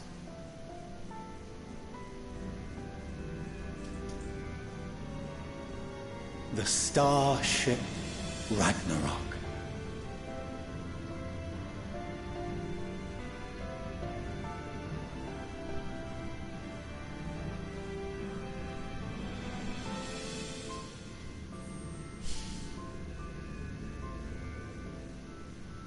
Sorry for the wait. I got everyone you asked for, and not a one less. Oh, more friends. Ah, no, there's a Moogle! Why is there a Moogle? Ah! What are you all doing here? Oh, I invited them. The representatives of those tribes with religious inclinations. You've done a fine job of readying the Ragnarok, but for it to take flight, we'll of course need the power of the Mother Crystal. Given its immense size, however, transporting it would be an absolute logistical nightmare, not to mention we'd need to shatter it into tiny shards for feeding to the engines. But a brilliant idea came to me. We convert the crystal's energy into forms that can transport themselves. Wait, is the ship gonna be powered by primals? Oh my! This is gonna be interesting. Thou wouldst employ summoning, or should I say its precursor, creation magics. Care to explain for our benefit? As you may have witnessed at Bestway's Burrow, the Loporrits are capable of creation magics, which they use to shape the moon's environment. Yet simple though they make it seem, 'tis a highly advanced and exacting art. To perform it correctly requireth that the wielder holdeth the object in his mind's eye in clearest detail. Hence the ancients' meticulous management of concepts. Drawing upon this art, the Ascians conceived of summoning as we know it. A derivative that replaceth the complexity of concepts with the simplicity of zealotry to make manifest a creation. Pretty sure we all knew this, but yep. I see. By combining the Loporrit's magics and the tribe's faith, We convert the Mother Crystal into primals of purer form and greater obedience. Summoning as it was intended, one might say. Indeed! Indeed! While Hydaelyn gave us the ability to use creation magics, she forbade us from using it to make anything possessed of a soul, or similar. She didn't say anything about fulfilling the desires of others, though. So, borrowing our friend's faith, we'll create deities using the Mother Crystal's power and send them to the Ragnarok! Am I the only one here concerned about the risk of being turned into a tempered minion?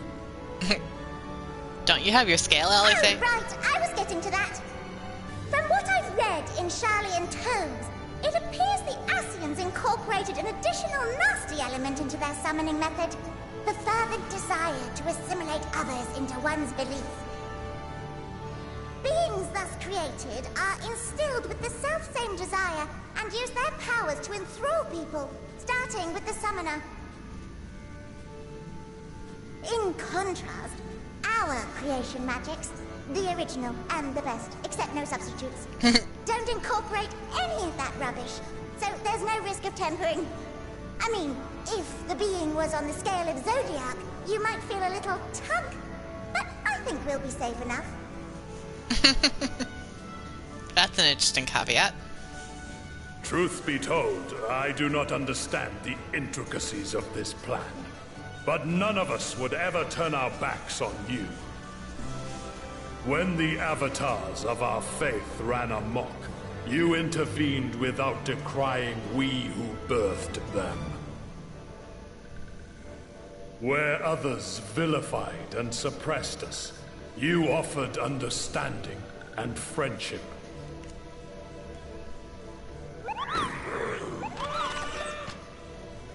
In gratitude, we will share with you the true expressions of our gods. Not malevolent deities, but benevolent saviors.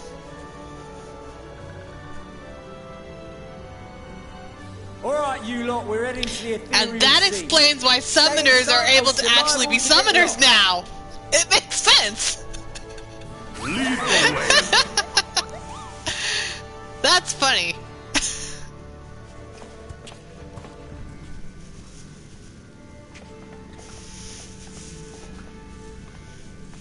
May we have a moment? In anticipation of the day man might journey to the stars, we developed these.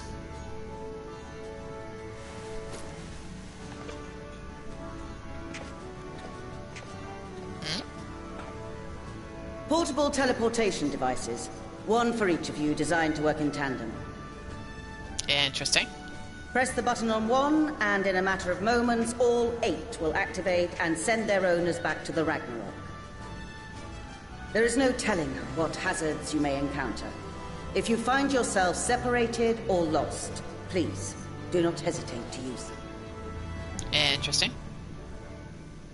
Be safe, all of you, and come back.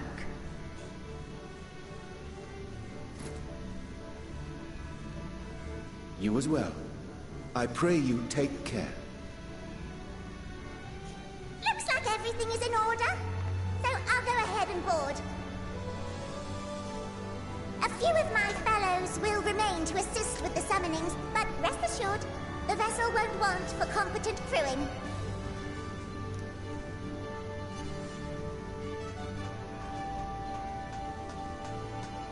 If you are ready, then you should board as well. Go, and Godspeed.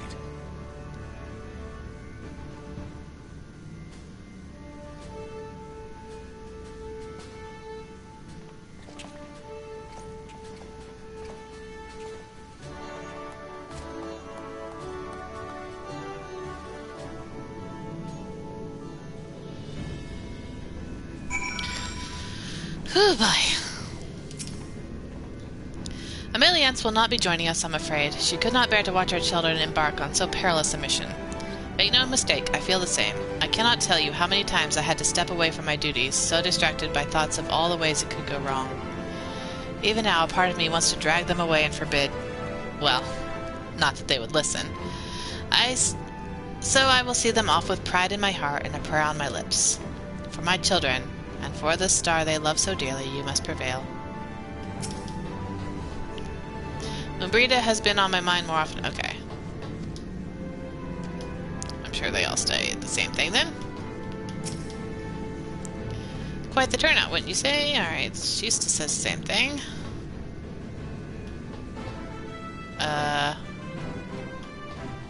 Okay, I guess they're not here. So I'm guessing everyone still says the same thing, so we'll talk to this person. If you would come this way, I will direct you to the bridge. Upon boarding the Ragnarok, several cutscenes will play in sequence. Recommend that you set aside sufficient time to view these scenes in their entirety.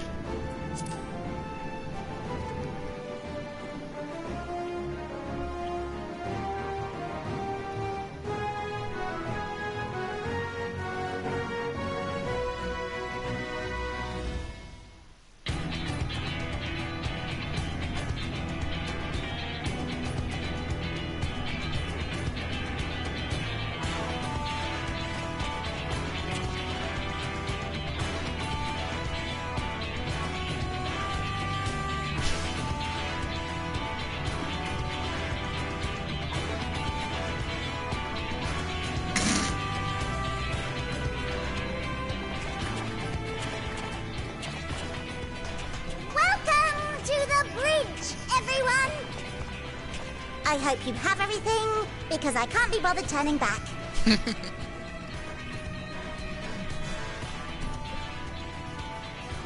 Right then, make yourselves comfortable. We're setting off in just a moment.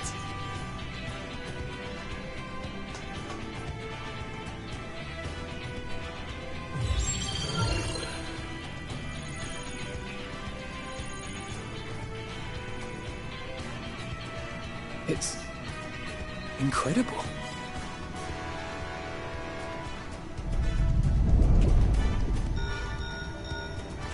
This is Fortuno. Can you hear me? The preparations for the summonings are complete. In accordance with the 14th phase of the plan, we have moved the Ragnarok to the launch site. The gates are open. You may depart when ready. So, are we ready?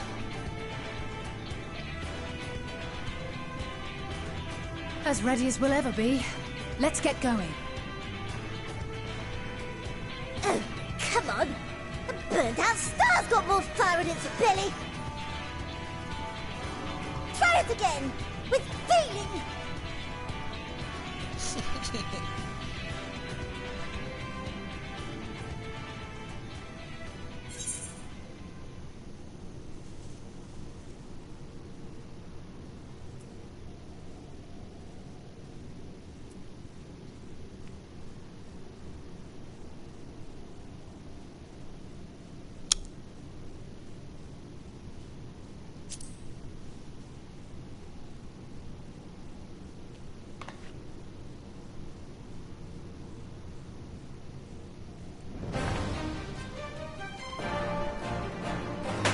Take off! Engage! Engage!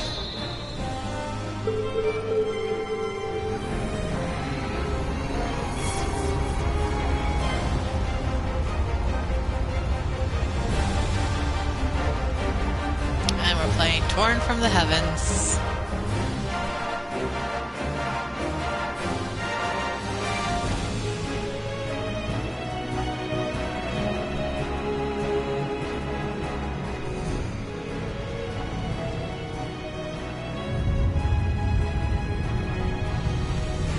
Space!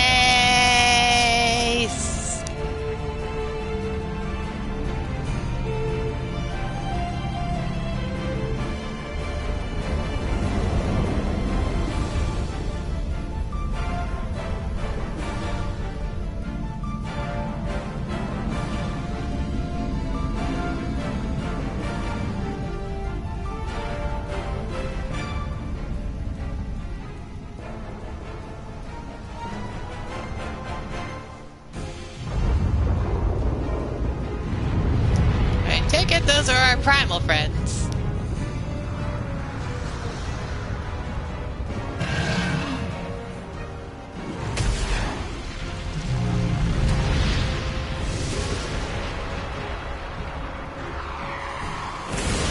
Oh no, it's Lakshmi! Ah!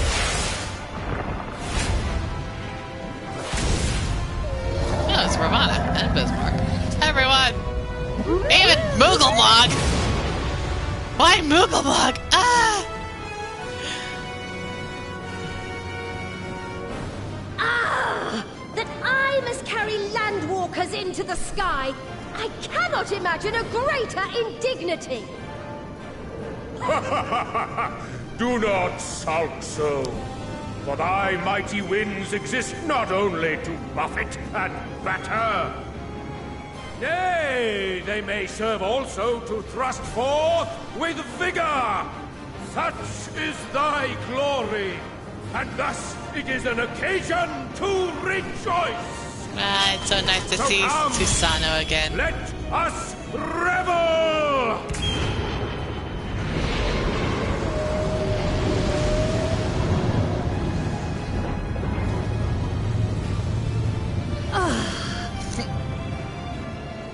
So long as the wind blows freely, I suppose all is as it should be in creation.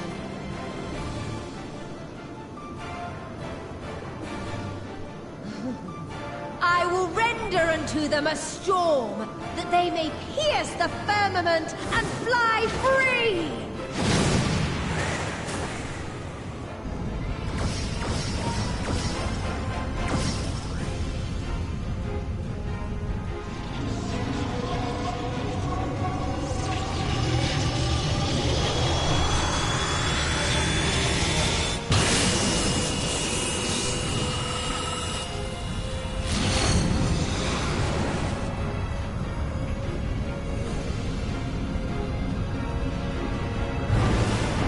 Warp drive, engage! Our warp drive is primals.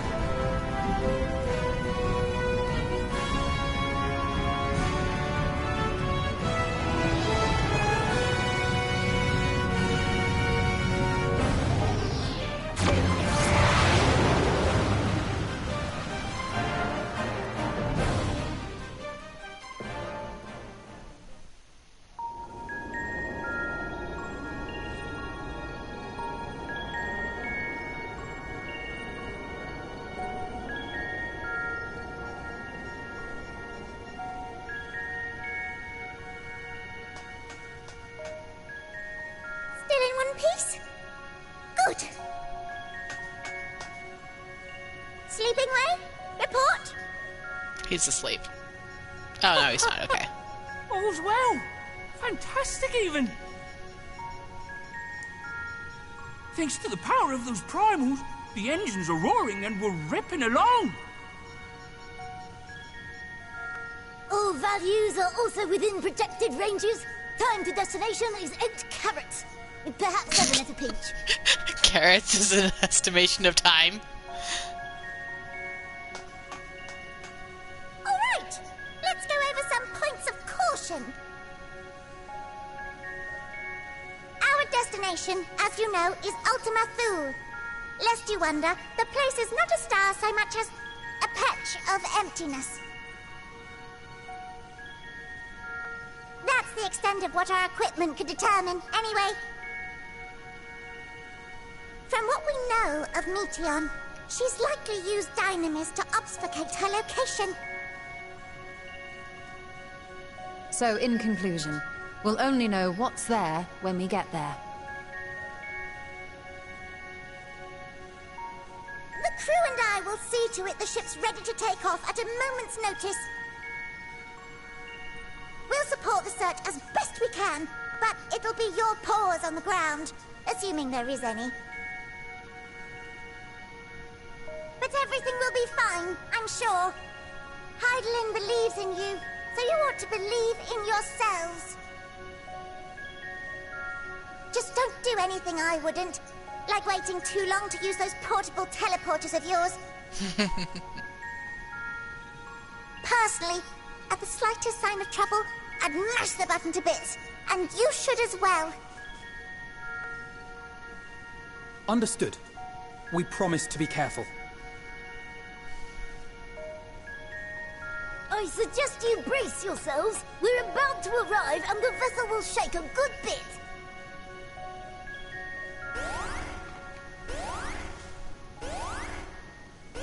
Well, that's possibly not good.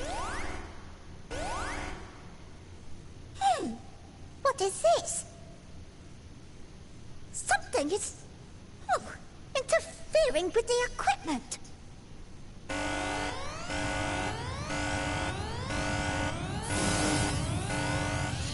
Oh boy. Greetings. Oh, hello there, Meteon. How are you? Still monochrome, I see.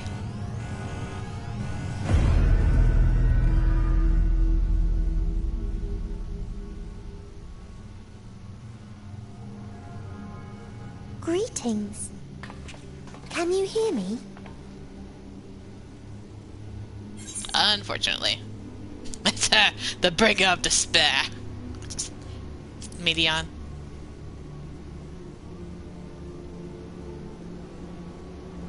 So this is Meteon. Oh. Have you met one of my sisters? I don't remember meeting you myself. But I do know that you're from Atheris. Why have you come? All you had to do was wait. I would have delivered to you your ends.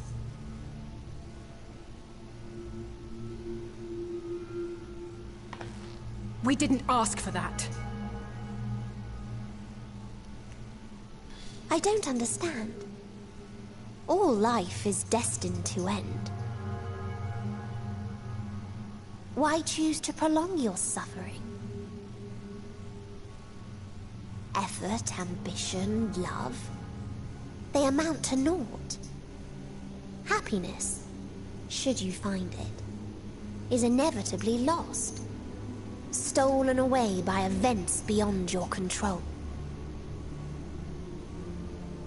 There is no logic nor meaning in it. You think there is. Convince yourselves. But it's all a cruel accident.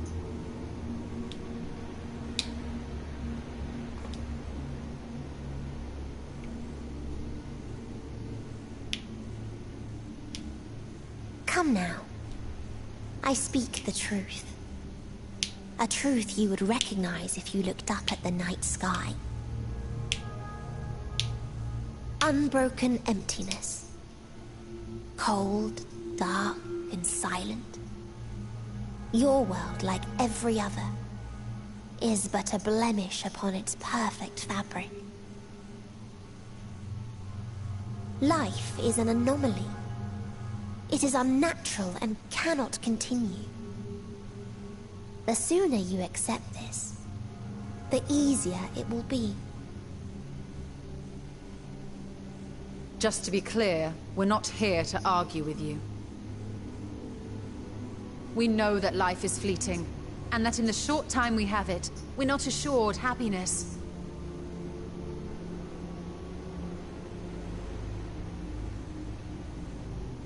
Indeed. I've seen far more sorrow in the eyes of many I've met. I myself have plenty of regrets. And one day they'll die with me. Gone to dust with my good deeds and unfulfilled dreams. But we accept this. That our existence may seem pointless. That sorrow, rage, and despair will always dog our heels. And we press on regardless. That is why Hydaelyn guided us here. In her boundless love for mankind, she has prepared us for this trial, and in her name, we have come for you.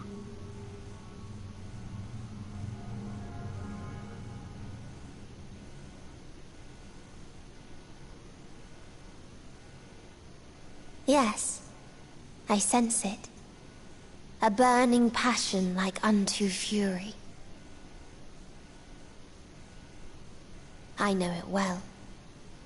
For the same passion once burned in many a star before yours.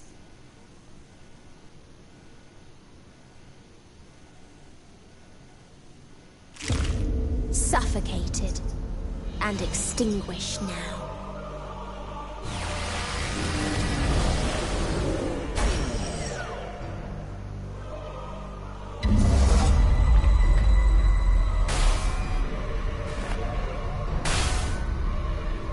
I can't breathe.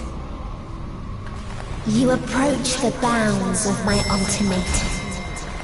Where emotions dictate reality. Where resignation and acceptance unite to embrace the end. Where those who yet valiantly cling to life cannot thrive.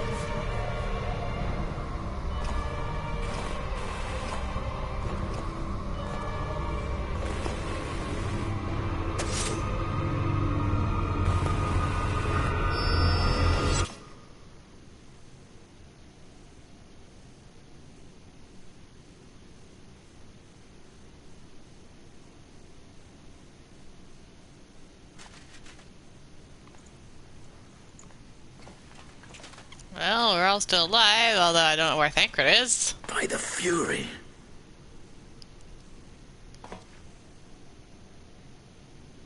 Thancred? Yeah, he's gone. Okay. Hopefully not dead. That would be Meteon is gone as disappointing. well. Mayhap he awakened first and gave chase. Everyone? It appears we are at our destination.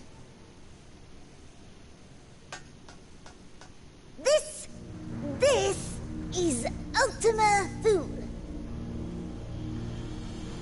Not that we knew what to expect, but I wasn't expecting this. From atmospheric composition to ambient temperatures, all reading to within permissible range. This place is capable of supporting life.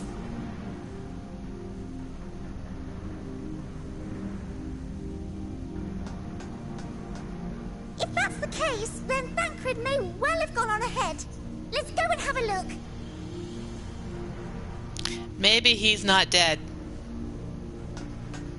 Maybe he won't die. I want the rest of you to perform a full inspection of the ship, as well as a biological scan.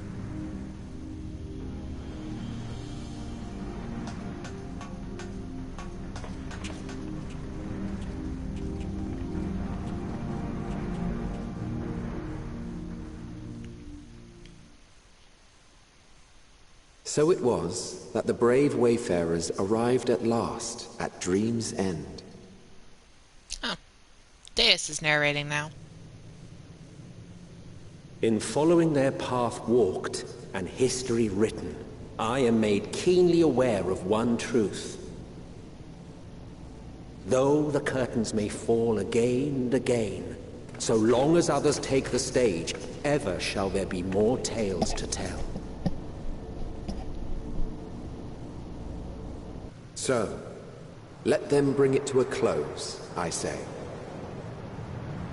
Let the curtains fall upon this, the final chapter in the tale of the star. Okay, now it's Emmett. I don't know. Maybe it was Emmett the whole time. Sounded like Deus at first. Is this a dead star? As I live and breathe. I live and breathe. Well, the environment itself shouldn't kill us.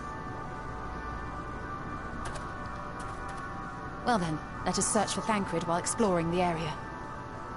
The ship we leave in your care.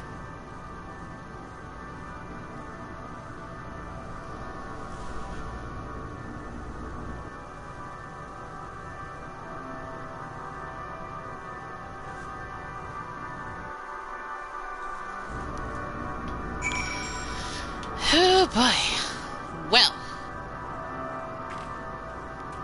This is a place.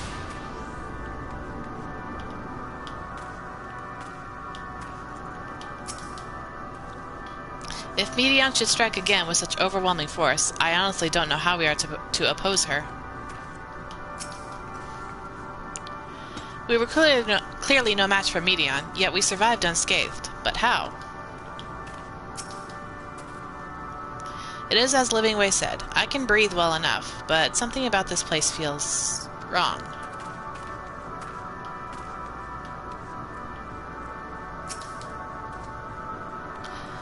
There's a dizzying, disorienting feeling about this place, as if I could lose my footing at any moment. We must be careful. Didst thou witness what became of Thancred?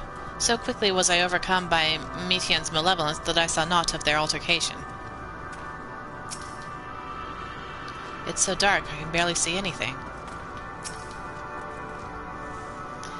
I can't guarantee it will be of help in these strange surrounds, but I've ready a provisions note in case of emergency. Of course, if you encounter any real danger, I expect you to return to the Ragnarok at once. Well, we have arrived in our final destination at the far edge of the universe, and I want to take a break for food. I don't have to work tomorrow, so I may just push the rest of the expansion tonight. We'll see. But in the meantime, thank you all so much for watching. Never cease to be amazing, and bye for now.